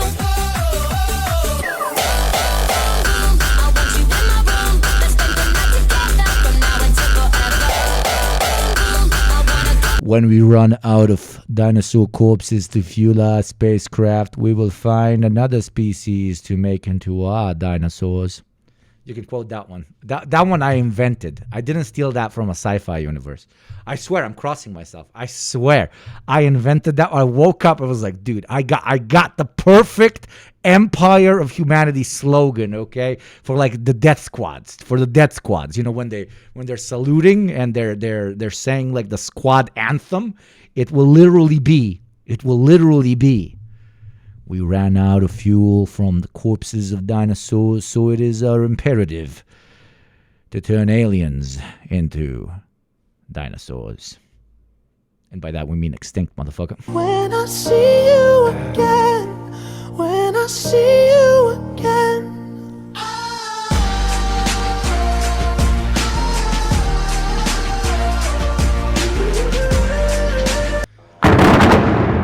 Broj 67! Ja sam, ali naručio sam i Coca-Colu. Kakva bre, Coca-Cola, samo voda bre!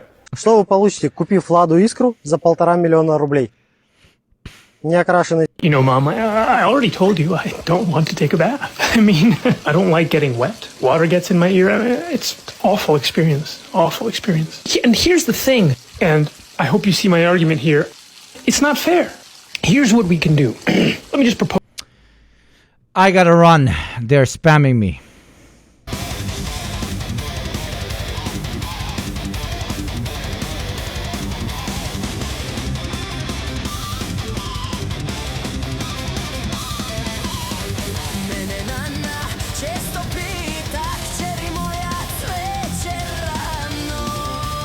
I'm sending you to Freda.